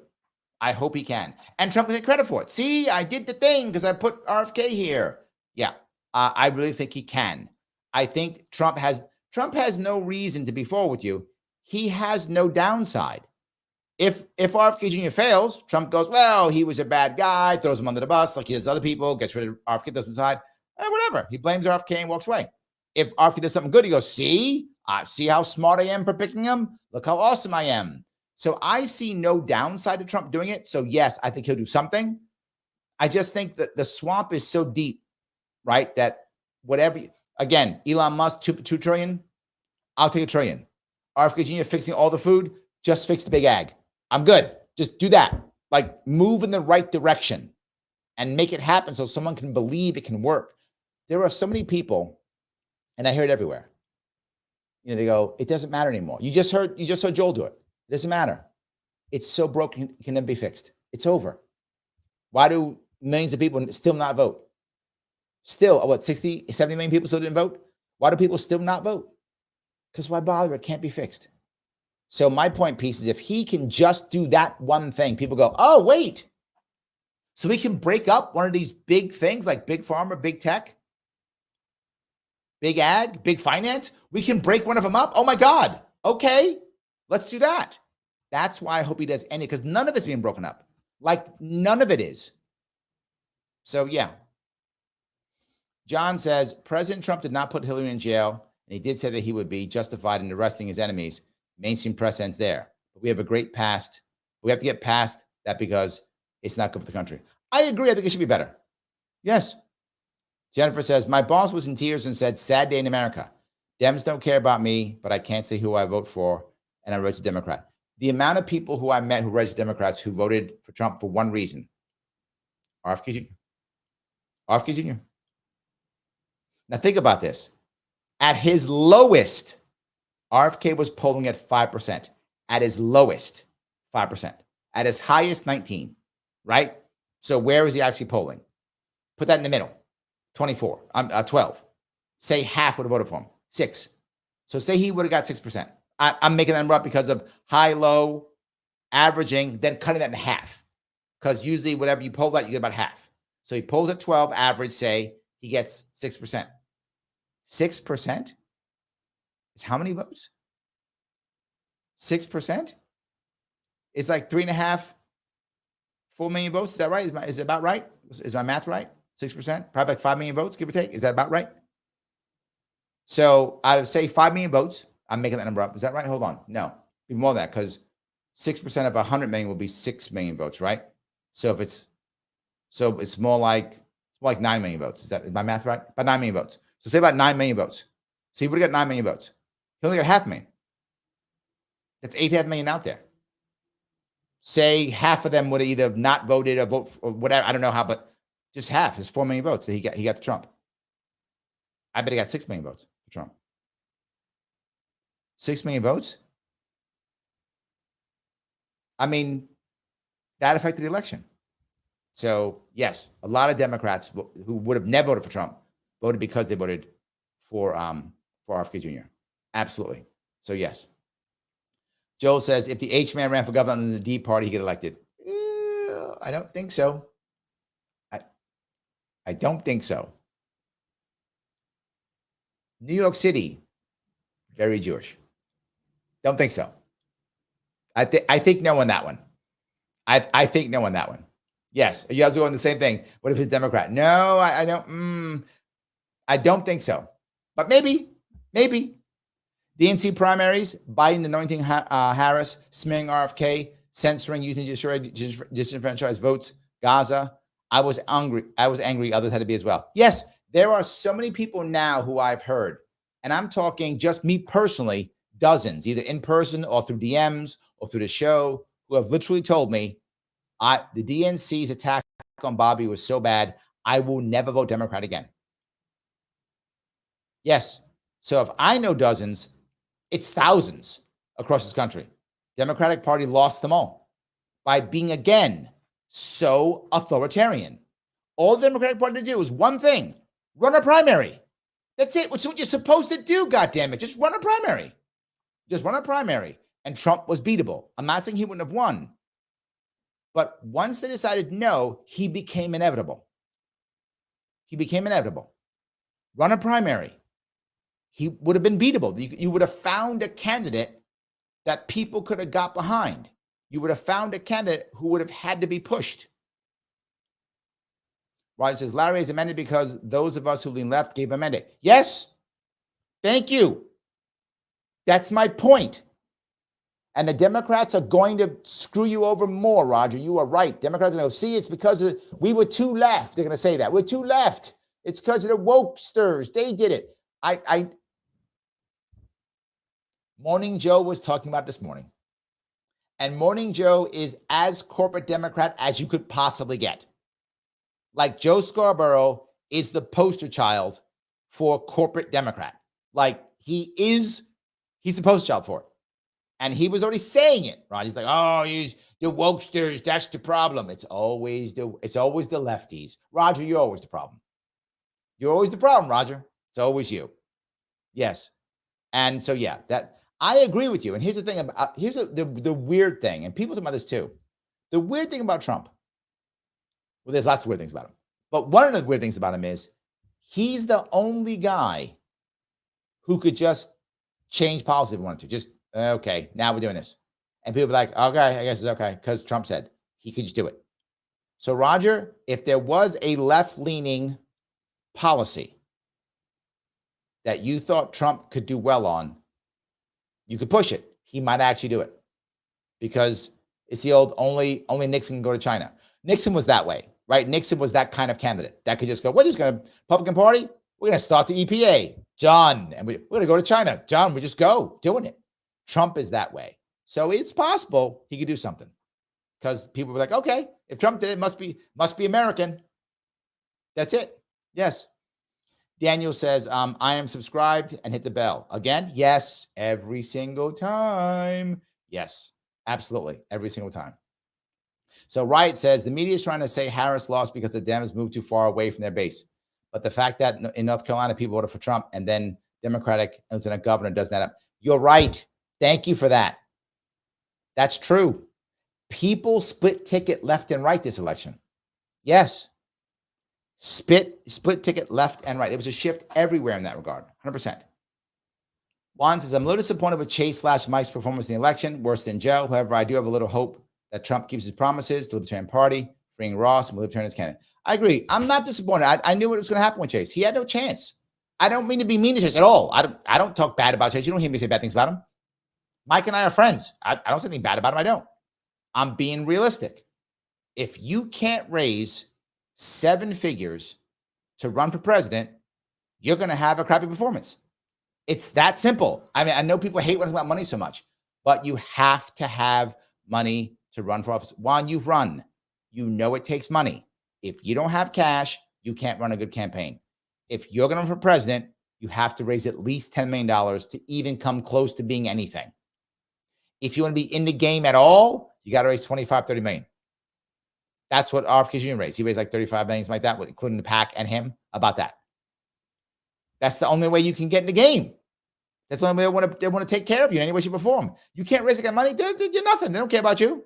You're nothing. They don't care about you. If you can't raise $500,000, I raised that when I ran for governor. That's the issue. And I'm trying to be cruel. Again, I'm just, if any of you say I'm going to run for president and you go, well, Larry, I can't raise $1 million. You're wasting time. What are you doing? You're wasting time. It's a vanity run. It's a vanity run. That's all it is. Just a vanity run. So, and I would like to not have that. So, yes. Sarah says, so many grieving Portlanders today. I had to send them wishes for TDS cure telepathically. Yes. Duke Pass goes 45% of Latinos. That part is insane. The Hispanic community almost hit 50-50. Yes, almost 50-50. Is that nuts? It's true. The gender gap was not as big.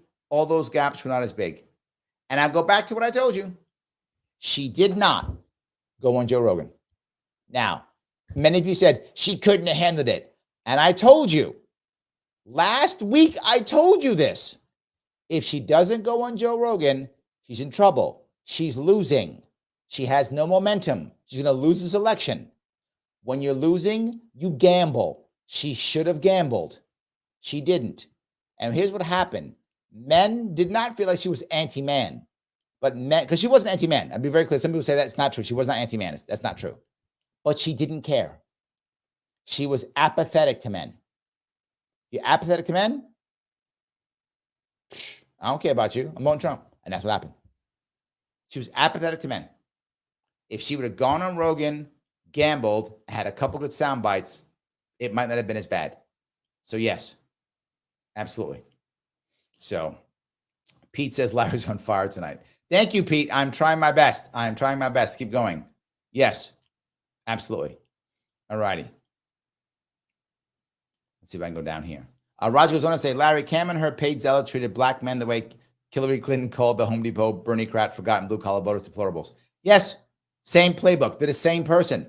They're the same person, Roger. She's just Hillary 2.0. I agree. Yes. So Jennifer says, everyone who is upset I know are richer than me.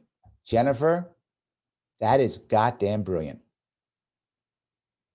That's very good.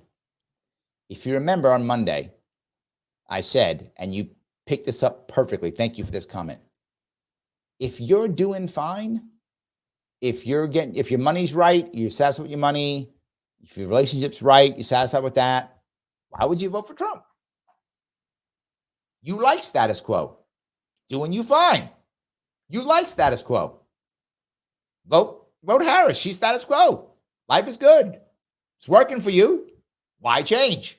Let's go with Harris. Makes total sense.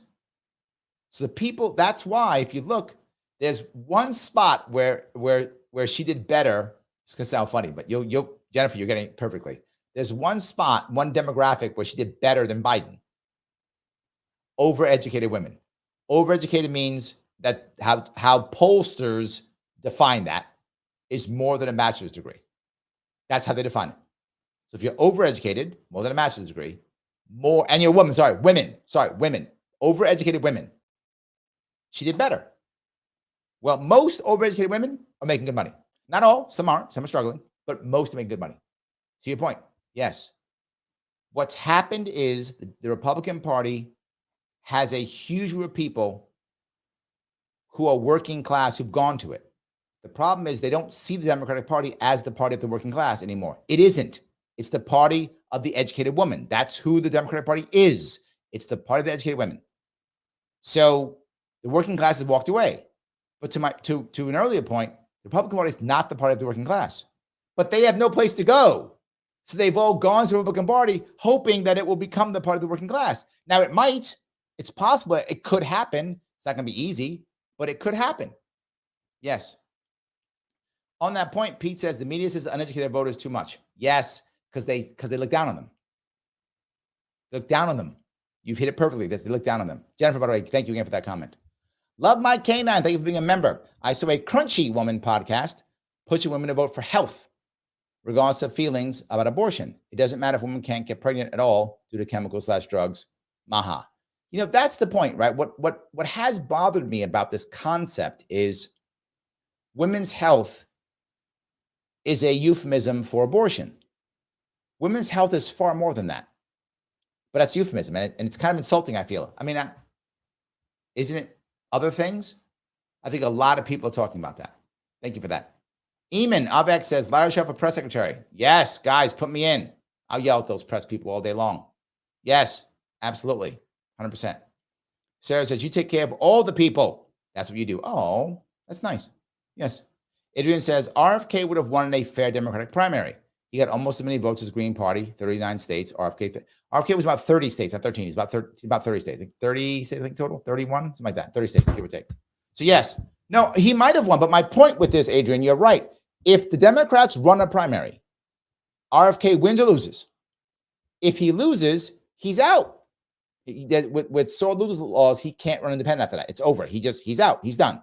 He's lost the election. It's done. He probably would have backed whoever would have won. He would have brought those, hopefully that person would have joined forces like Trump would have been joining forces. Hopefully he'd have brought Maha. It could be something else, obviously, into the Democratic Party. Hopefully it probably wouldn't have been Harris who would have won. She's a bad candidate. So some other candidate would have won, or RFK Jr. would have won, either one.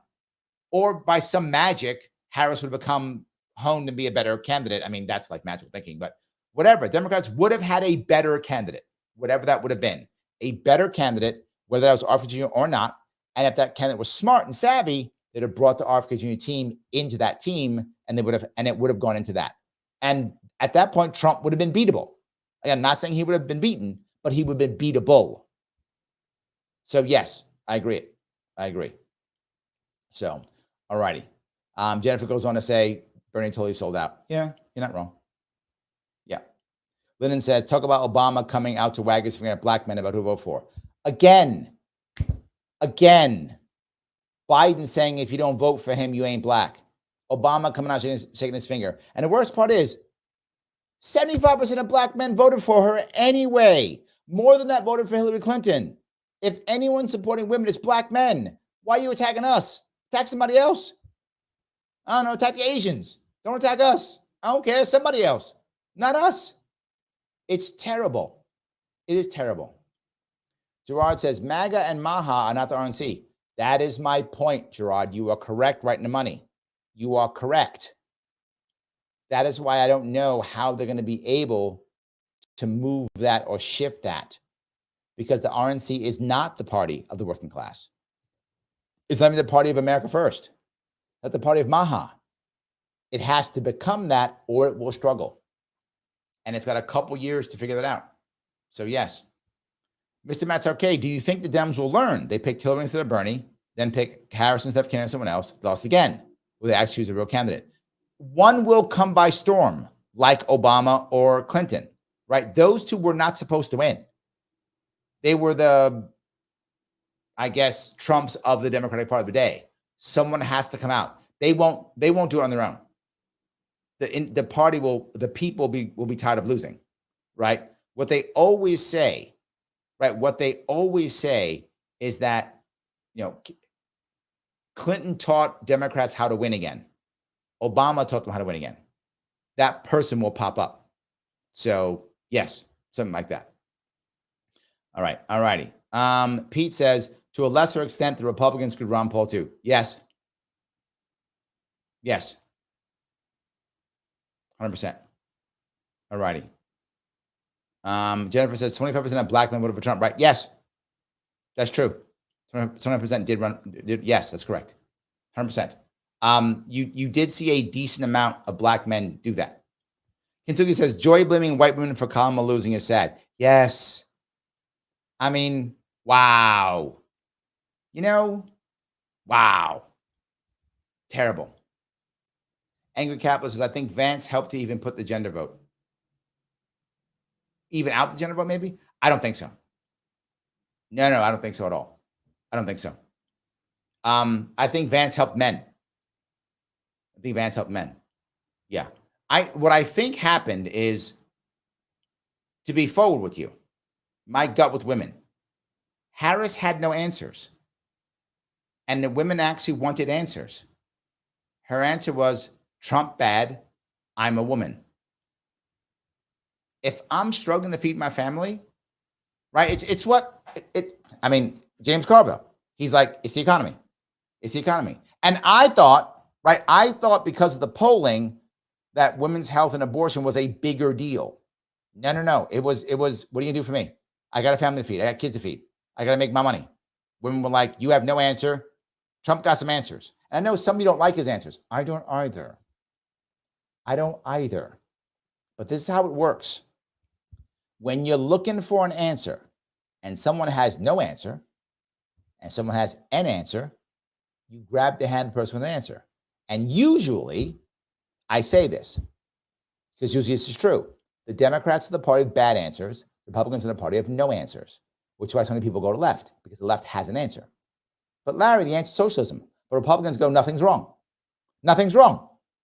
So why bootstraps? Nothing's wrong.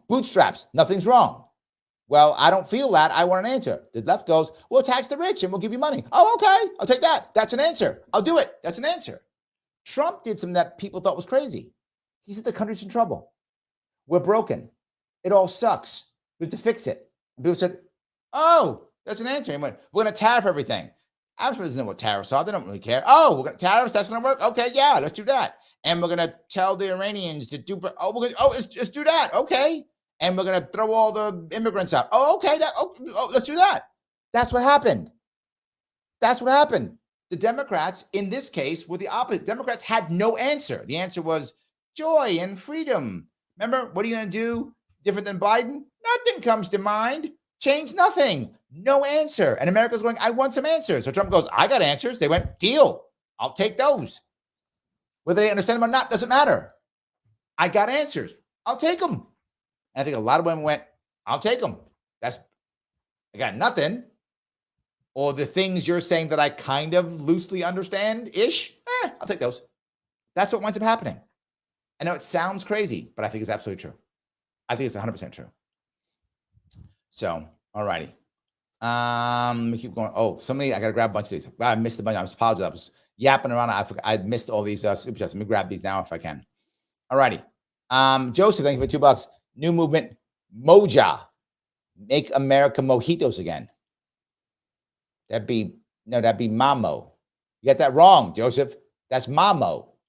You went Moja. No. Mamo. Make America mojitos. Oh, no. That's Mama. Sorry. It's Mama. Get the acronym straight, Joseph. It's Mama. Make America mojitos again. There we go. Yes, that's the right one. Yes. I'm with you. Let's do that one. Peace. And Elon, what will he do? Thank you for the $2. I do think that Elon will get some type of advisory piece. I cannot see Elon taking he can't take any kind of official position because he gets far too much money from the government. Far too much. So so he can't be secretary of anything. He has to be some type of high-level advisor who now has to let the government know everything he's getting. Because you can take money and be a consultant. You simply have to do it in an open way. Like you have to announce everything. So he'll be some type of advisor and have to list all the money he gets. Or he'll just do it for free. If he does it for free, maybe he can get around disclosing. I don't know the law specifically, but if he gets paid at all, he's got to disclose. If he doesn't get paid, I'm not sure if he has to disclose. He may not have to. So he may take no money and become like the whatever czar, take no money and then do that. But then again, I don't know how do you get, he'd have no actual power then. He'd only be an advisor. If you have power, they got to pay you something, in which case now he becomes a consultant. He has to disclose everything he gets from the government.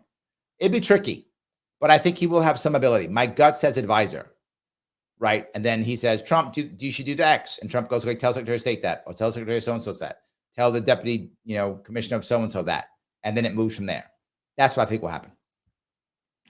P says, I would have felt ill if Harris become president. It would have been embarrassing. It would have been embarrassing. She's a terrible candidate and a bad person, and she proved it today. So it would have been embarrassing. But we've had embarrassing presidents before. George W. Bush is kind of embarrassing too. We've had him before. P says, I watched the J.D. Vance interview with Rogan and really liked him a whole lot more after that. He seems like a genuine person to me. I don't know about J.D. Vance, right? I do think he's more of an average guy than sometimes comes across, but he also is a finance dude too. I'm not sure. Maybe. I'm not sure. Maybe. Cisco, thank you for the $5. How does the Libertarian Party move forward from here with raising money for 2028 to help set up their candidate for success? The Libertarian Party is broken badly, right? Badly. It's terribly broken. And they've learned nothing. To be very forward, Libertarian Party has learned nothing. They're still fighting civil war. Still, you ask the people who support Chase, well, it's because the party abandoned him, not because he couldn't raise money. Utter horseshit. You got to raise your own money. The party abandoned me all the time. The party constantly abandons me. And I don't go, oh, it's good to party. They abandon me all the time. It's the norm. You should know that already. You should be ready to raise a bunch of money you can't. Why are you running?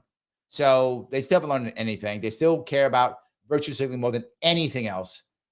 What kills the Libertarian Party is too many of them are piety voters and care about virtue signaling more than anything else. Look, I virtue signal too. I'm guilty also, but it's not my primary. I virtue signal when I can't make impact, right? I voted for Joe Jorgensen. Why? I can't make impact the other way. I virtue signal. Vote for Chase Oliver. Why? I can't make an impact the other way. I virtue signal. So I virtue signal too. I'm guilty of it, but it's my last ditch. I first try to make impact in some way. When I cannot, I virtue signal. Most of them go virtue signal. That's number one. That's it. And if I can't do that, I'll yell at you. I'll get mad at you. And then if I virtue signal and you don't, I'm mad at you, Cisco, because you have virtue signal the same way I do.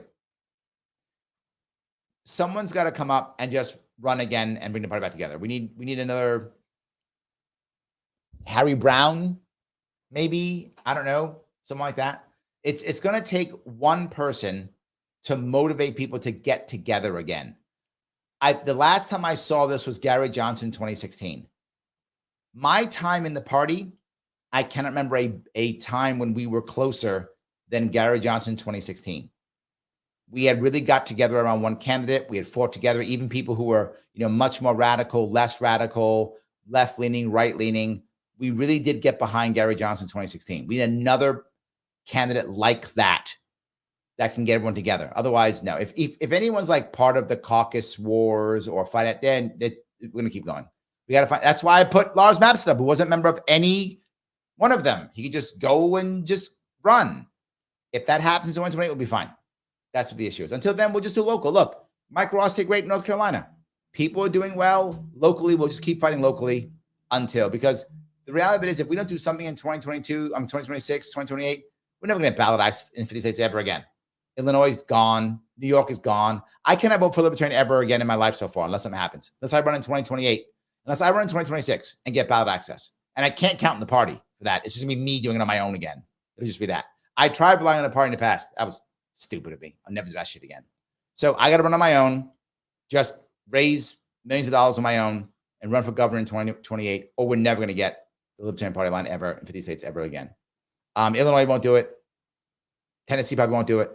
So we're going to be like 45 states, whatever. It's bad. I know it sounds terrible, but it's just true. Just true. That's all. All right. GW, $2. Do you think they'll implement Project 2025? I don't. And I said that before. I don't. Project 2025 is a mishmash of many things that the most conservative parts of America want. I think they'll grab pieces of it, right? Pieces that Trump likes. So there's people like, well, they'll grab chunks, implement pieces of it. That's what I think will happen, right? The more conservative people within the Trump administration will look to Project 2025 for pieces they will like to use. But a lot of people in his administration aren't that conservative. So it depends upon which conservative people are in which places. I hope that was clearer. If that makes any sense. That's what I think will happen. So, Garrett, thank you for granting a membership, my friend. I appreciate it. Every one of those does count. Thank you. Peace. Thank you for 1999. Thank you, Larry, for being a genuine human being. I appreciate that you're out there talking to everyone. When to remember to love each other. I don't see any other way, right? One of the reasons why I do this live is so we can all talk together about it. I want us to be able to chat with each other and keep going. I think that helps. So I think it makes us feel better about it. We talk so much about it. Yes. All righty. Love my Canine. Thank you for being a member. What's going to take to change the MSM messaging now? Ignoring it. I mean, the reality of it is they don't matter that much, right?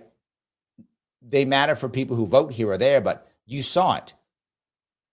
This was the election for podcasts, and then the mainstream media hated it, and most of the establishment hates it. That's not good. It should be this. It should be that. It's the way of the world now. Again, instead of saying, this goes back to my idea. Instead of the mainstream media going, wow, they've abandoned us for Joe Rogan, a dude who's like an MMA fighter. They abandoned us for him. They're stupid. No, we suck. That's what they're not getting. They don't care about us because we're dismissive towards them. We treat them like they're children. We talk down to them. We call them stupid. We call Joe Rogan evil. We attack them. I don't know why they don't come back to us. We have degrees. We went to Yale. We went to Harvard. Why don't they come back to us? Because they hate you. I mean, again, Joe Rogan gets more listeners or more viewers or listeners than all of them combined any given night. Then all of them combined, he gets more. So, yeah, they have to just be ignored.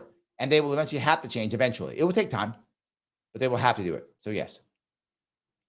Kinzungi says JFK was fourth, right? I think Jill beat him by a little. The numbers are still coming in. They will rotate. RFK Jr. will be third or fourth, and she'll be third or fourth. They'll rotate one or two. They're very close. I think they're both at like 800,000 or something like that, 900,000. The last I checked, they're in that area. So, yeah. But looks like Chase will come in fifth, is what I thought he would. He'll come in fifth. So, yes. Absolutely. All right. Desiree says, I think the LP should have left Lars as the nominee, even though I still voted for Chase. Yeah, I'm with you. That was the answer. That was the answer, 100%. Angie asked, did Bobby make his 5%? He did not. He made probably 0.5%. So he did not make it at all. So, absolutely. All righty. Lynn, thank you for being a member. Absolutely right. The DNC authoritarians are killing their party. They forgot that Americans won't be told.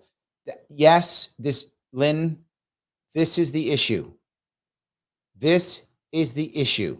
You are correct. The authoritarianism of the DNC is eating itself alive. They solve their problem.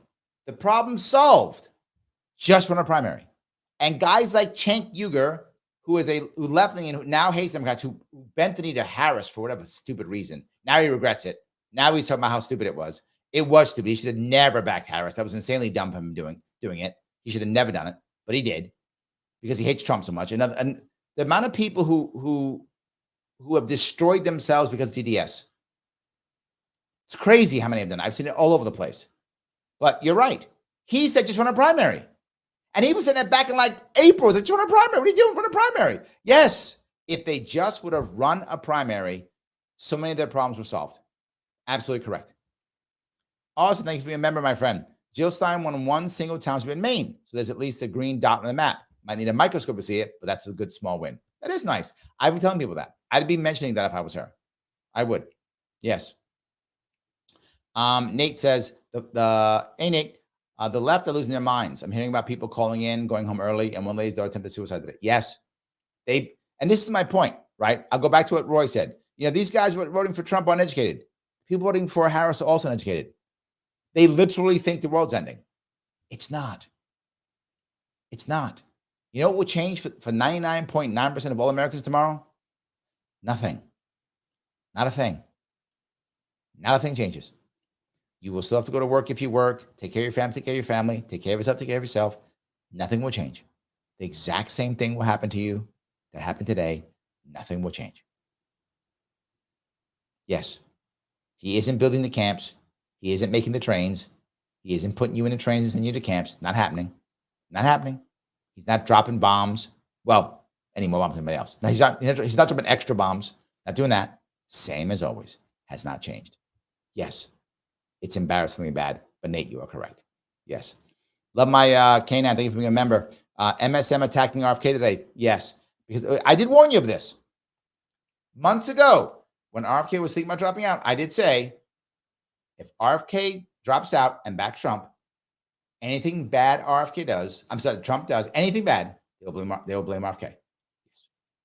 His fault. Why? Because they know he got him elected. That's what I just said. They know it too. What I know, they know. I just say it out loud. Yes. P says, I thank you for the $5, my friend. I love the super chats, guys. Thank you for the super chats. They really matter. Thank you. I think you should put a course together on politics. I certainly buy that. I would consider, I might do that one day, but it would be like a 97-hour course, but maybe. Yeah. I kind of do it almost every day here, don't I? I kind of do it both. Kind of. So yes. Kind of. Yes. All right. Kevin says, how did NY GOP Senate nominee get over 40% somehow? Oh, yeah, that happens all the time. Yeah, they do okay, but they're not going to win. Again, they're going to lose by like 10, 20 points, whatever. They're not going to win. They can't in New York State. It's not a thing. It's not a thing. I don't mean to be cruel, but New York, it's not a thing. No way. Lyndon says, Trump needs to sue for peace to stop shipping weapons. Only way to save face. Yeah, I agree. And I think he will use anything he needs to. I think it is in his best interest to end both wars. I think he will end both wars. And a lot of people are going to be unhappy with how he ends them, but he will end them. And when he ends them, he'll say, see, look, I end the wars. That's it. Yes. Roy says, if Iran overthrows its theocracy, the war ends because terror funding dries up. Yeah, but Trump will do something else. They're not going to overthrow theocracies. They're going to do that. I think you're right, but that's not going to happen. Not now, at least. Right? He'll do something else. He'll use money or threats, or he'll help bolster a deal between like the Saudis or Iran or something like that. Do something like that. So yeah. So, all right. Jennifer says, it's horrible what they did to Ukraine. Yep. 100%. Yes. Yes. And I don't think they care at all. All righty. Where am I grabbing some more of these? Guys, you have so many comments. I do appreciate them all. Robert, thank you for being a member, my friend. It's been the cycle in Israel since I can remember, and I'm 50. Yes. Yes. 100%. They don't. They're not going to allow Israel to have the right borders. They're going to stop it. They're not going to make. They're sadly, the only people who actually want to fix Israel's borders is Israel. Nobody else does. Nobody else does. They are happy with Israel having screwed up borders. They have no problem with it. Israel's the only people who want to fix the borders. I don't blame them. I don't blame them. If I was Israeli, I want to fix my borders too. I don't blame them. But they are the only ones who want to fix their border. The entire world's like, no. How can we fight over shit if you guys have decent borders? How can we blame you for shit? How can we blame Iran? How can we fight over stuff? You can't have good borders. Then we can't yell at people and stuff. And no borders. So yes, Matt says Israel should fix some borders. I would, you know what I'd like in my perfect world? And obviously I'm living in a fantasy world. I would like the world to accept that two things can be true and should be true. The Gazan people, the Palestinians in general, should be able to have a government that they can trust so they can stay safe and represent them. And Israel should have secure borders. But that would, if we actually thought that way and would spend money, time, and energy doing it, we could actually fix it and get both. That's not impossible. Don't get me wrong, it's hard. I'm not saying it's an easy task. But what's worse, spending years hammering this out or going to war every 10 or 20 years and watching thousands upon thousands of people die. I'm going to go with hammer it out. I don't care if it's a 1 state, 2 state. I don't care. People, as long as two things exist. The Gazans have a government that supports them, that they represent and trust, and they can flourish under, and Israel has secure borders. I don't care if it's a 9-state solution. I don't care. Does not matter to me. And I don't know well enough to know exactly how to make that happen perfectly, and I don't have to. But if I was president, I'd be like, we're doing whatever it takes. Who do I got to bribe? Who got to throw money at? Who do I got to threaten? What do I got to do? Let's fix this. Because I'm tired of bombing people. So I'll threaten, I'll bribe, whatever it takes. And then people say, well, Egypt already said no. Then we got to give them money or tell them not to give them any money. Right? Hey, Egypt, take these people, give them whatever, and we'll pay off your debt. We don't want them. We're going to stop giving you any money. You get no money now. What? You get no money? Or we keep giving you the money, we're bribing you, we'll give you anyway, and we'll pay off your debt. Okay, we'll take them. Thank you. Done. Get out. Go. Done. Here's all the money. Give them housing, whatever. Give them a homeland. I don't care. Whatever. I don't care. But we don't. Because they don't want to fix it. They don't want to fix it. I don't mean to be cruel, but they don't want to fix it. Thank you for the $5, Cisco. If the Ukraine war ends under Trump's watch and he manages to get Israel back down on Gaza, does that make him a kingmaker and groom advance 2028? Yes. Yes. Here's the thing that some people are not going to like. Because I know people don't like Trump. Trump now is without question a transformational president now. Yes. That's what he is. You can be mad at him, hate him, love him, whatever. I am clearly not a Trump fan. You know I'm not. But I got eyes. I can see things. The comeback that he made from all the attacks is a super fun, interesting, valuable story. Other people go, Trump's a loser. He's a bad this. Trump has had great TV shows, made tons of money, brings his name on, been president not once, but twice. After all this has gone through, I don't care what you think. That's a man who's got tenacity like nobody else. The vast majority of people on this planet would not put all through that stuff. Not gone through it. You may go, that's because he's crazy. Okay, then he's crazy and tenacious. Okay, he's an evil guy. Okay, he's evil and he's tenacious. It doesn't matter. The tenacity is still there, regardless of how you want to trash him. It's still true, either way. So, and he will be a transformative president. He will transform the Republican Party for good or bad. He will do so. That's going to happen. And he's going to have to steward it in some way. And I will argue something else. Some of you will make you mad as hell. When historians look back at his presidency, 50 years from now, 100 years from now, it will be far more positive than many of you want to hear. Far more positive. And it's because of the comeback story. The comeback story will be what people will focus on. It will be far more positive. They'll forget his other flaws. They'll forget all that stuff. You will see the comeback story will be the thing that stays. I know some of you just want to bomb it now. Still true. P says, I can't believe we still have wars. It's so stupid, especially the children, but really all of us, we don't want it. Most of us don't want it. I agree. And that's my point. Does the average American want the Israelis to be fighting in Gaza? No. Does the average American want the Russians fighting in Ukraine? No. Of course not. They don't want that. Do governments want that? Hell yes. Or they wouldn't be doing it. We don't want it. You think I want Israelis bombing Gaza or Gazans attacking Israelis on October 2nd? No, I don't want any of that shit. Of course not. They don't care what I want. They don't care at all. So, yes. Any case, just saying. So, Sarah, how are you? I'm running a few minutes behind you all, but I think RFK Jr. gave Trump a huge number of votes. Yes. Because not only did Trump get a percentage of RFK's votes, but the RFK educated millions translating to votes. Agreed. Yes. And I was talking about that. I think it's more like, I don't know, 4 to 5 million is my guess. I don't know how we know for sure. Maybe in the long run, we'll figure it out. There'll be some math behind it. But yes, I think it is 100%. I do think that. Adrian says, yes, Larry, the authoritarianism and censorship and misinformation, first step to being the F word. Mm-hmm. Yes. Yes. That's true. Absolutely true. So, alrighty. That was my dad's initial prediction. Like, oh, okay. So me and your dad got something right. I like that. Yes.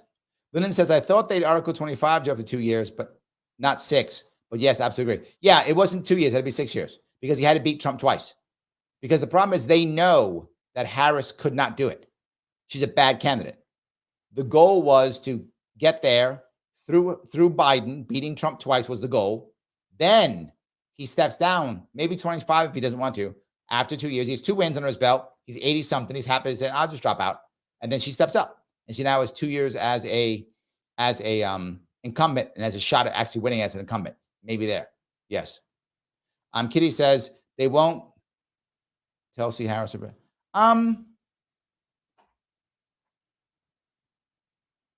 Chelsea Harris for president? Do you mean Tulsi Gabbard? Maybe. I don't know. Like Tulsi became a Republican, which is smart for her because I know she wants to run. So being a Republican is smart. So I don't know if it's 2028. I don't know. So yeah. Empowered Fam says, it's okay if you were wrong about a couple of things, Larry. You're an awesome host. Love your shows. Oh, thank you. Well, I admit when I'm wrong, at least. Something mainstream media can never do. But yes, I admit when I'm wrong. Yes, 100%. Matt says, she owed it to her fans last night. It's common courtesy. Yes, yes, yes. Missy says she was very shitty to her people last night. Maybe she was too embarrassed. Yes, she didn't handle it. She didn't know how to handle it. Yes, that was terrible.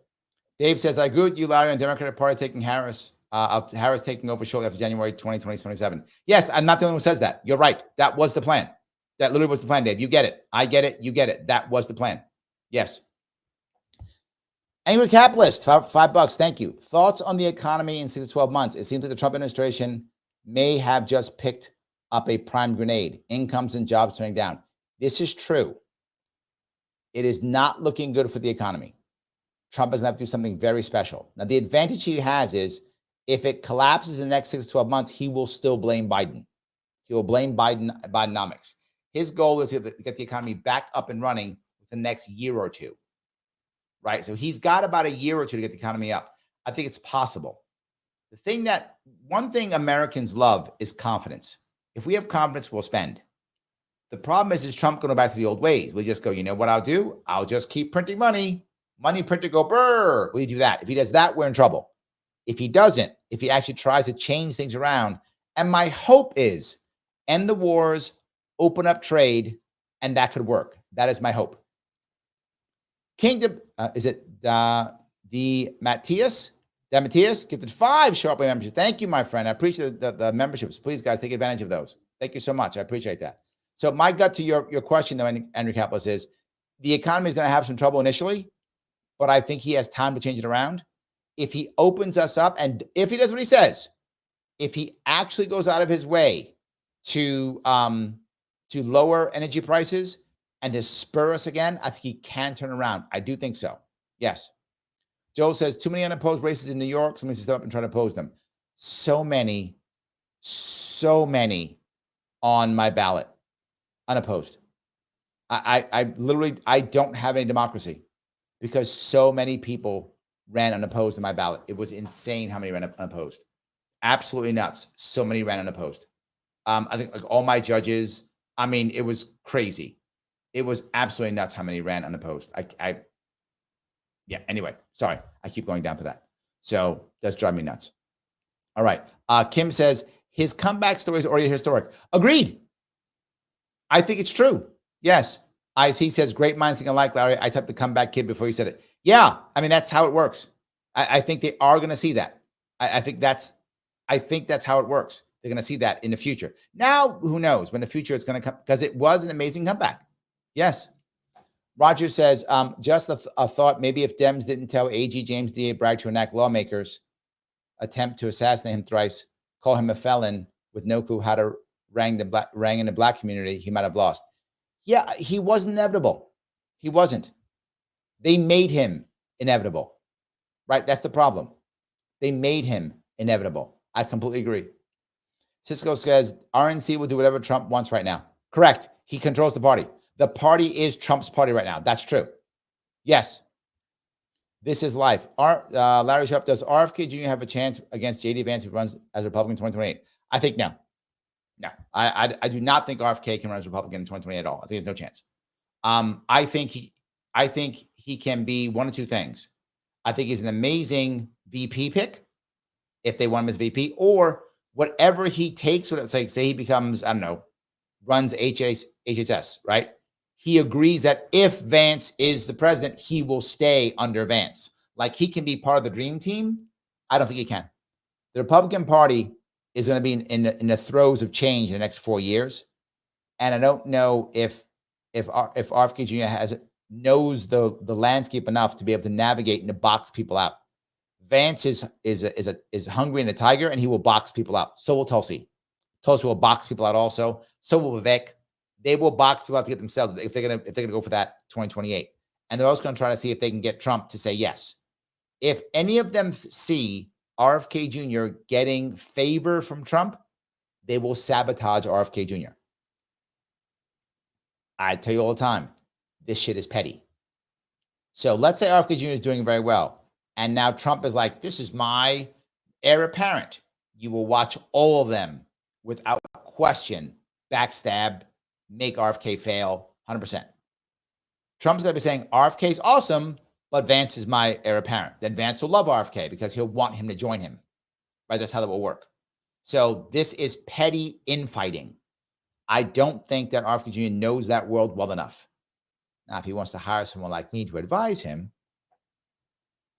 if you're listening, people, I'm happy to advise him on how to box people out and to put yourself up there. I'm happy to do that. So yes, I'm happy to assist. That's all I'm saying. So yes. Peace, thank you for the $49. I feel optimistic and I feel so much love with our community here on the Larry Sharpe Show. Oh, thank you so much. I appreciate that. Yes. Look, I think, this can still be something good. It absolutely can. Yes, it can be something very good, 100%. We just got to keep going. That's all. Rick says, again, thank you for being a member. Both sides are afraid of each other, but we must remember that is our fear of each other, which makes us into something to be feared.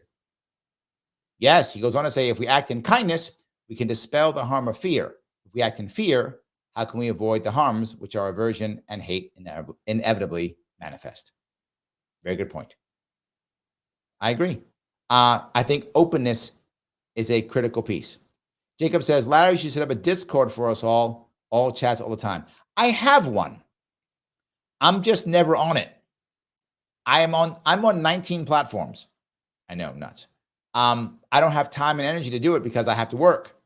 If I didn't have to work, I would spend more time on those things. That's my issue.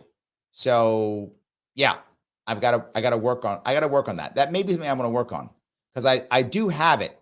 I haven't been able to have time to do it. So I don't promote it, right? I don't have enough time on it. I probably should though. So Adrian says, I think Trump and Vance both going on Rogan was a big plus. Yes, yes, and yes. But going on Theo Von showed a human side of both of them. Again, yes.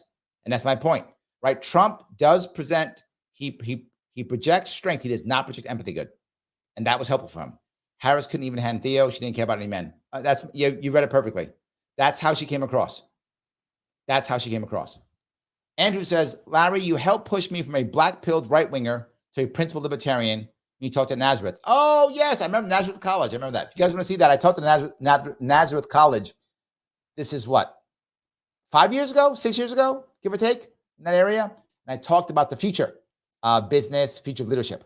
I speak at colleges often, and that was one of them I did. Thank you. I'm glad I didn't realize you were there. That's amazing. Will you be back anytime, anywhere you are? Hold on. We'll back you anywhere you are, whether you run next time or not. Oh, thank you, my friend. I appreciate that. Yes.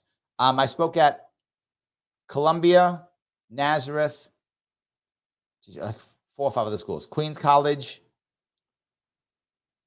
Yale, a bunch of them. Most of them on my YouTube page. If you go to Larry's YouTube page and put in college, university, you'll see a bunch of them. I spoke at a bunch of them. I forgot which one I was supposed to. Also at a prep school, high school, prep school, Columbia Prep School, I think, one of those two. That was more about business stuff too. So yeah, some of those things. Morgan says, Larry Sharpe, do you want / need any volunteers to manage any of those 19 platforms? Yes. Yes. Missy. Yes. Yes. Yes. Absolutely. 100%. Yes. So the beauty of core physics says, Larry, how do we ask to make you press secretary? I think Donna would love you. you can actually just there's an app or something you can actually put in. Yeah, I forgot how you do it, but you can. You can do that. Yes. Show says College of St. Rose. Oh, there we go. I forget the ones I spoke. So many of them. I appreciate that. Yes. Yeah. So yeah, guys, please click the button known as like. I know I ask you all the time, but it does matter. If you're watching on Twitter or Facebook, please share. It really does matter. If you haven't subscribed yet, please subscribe.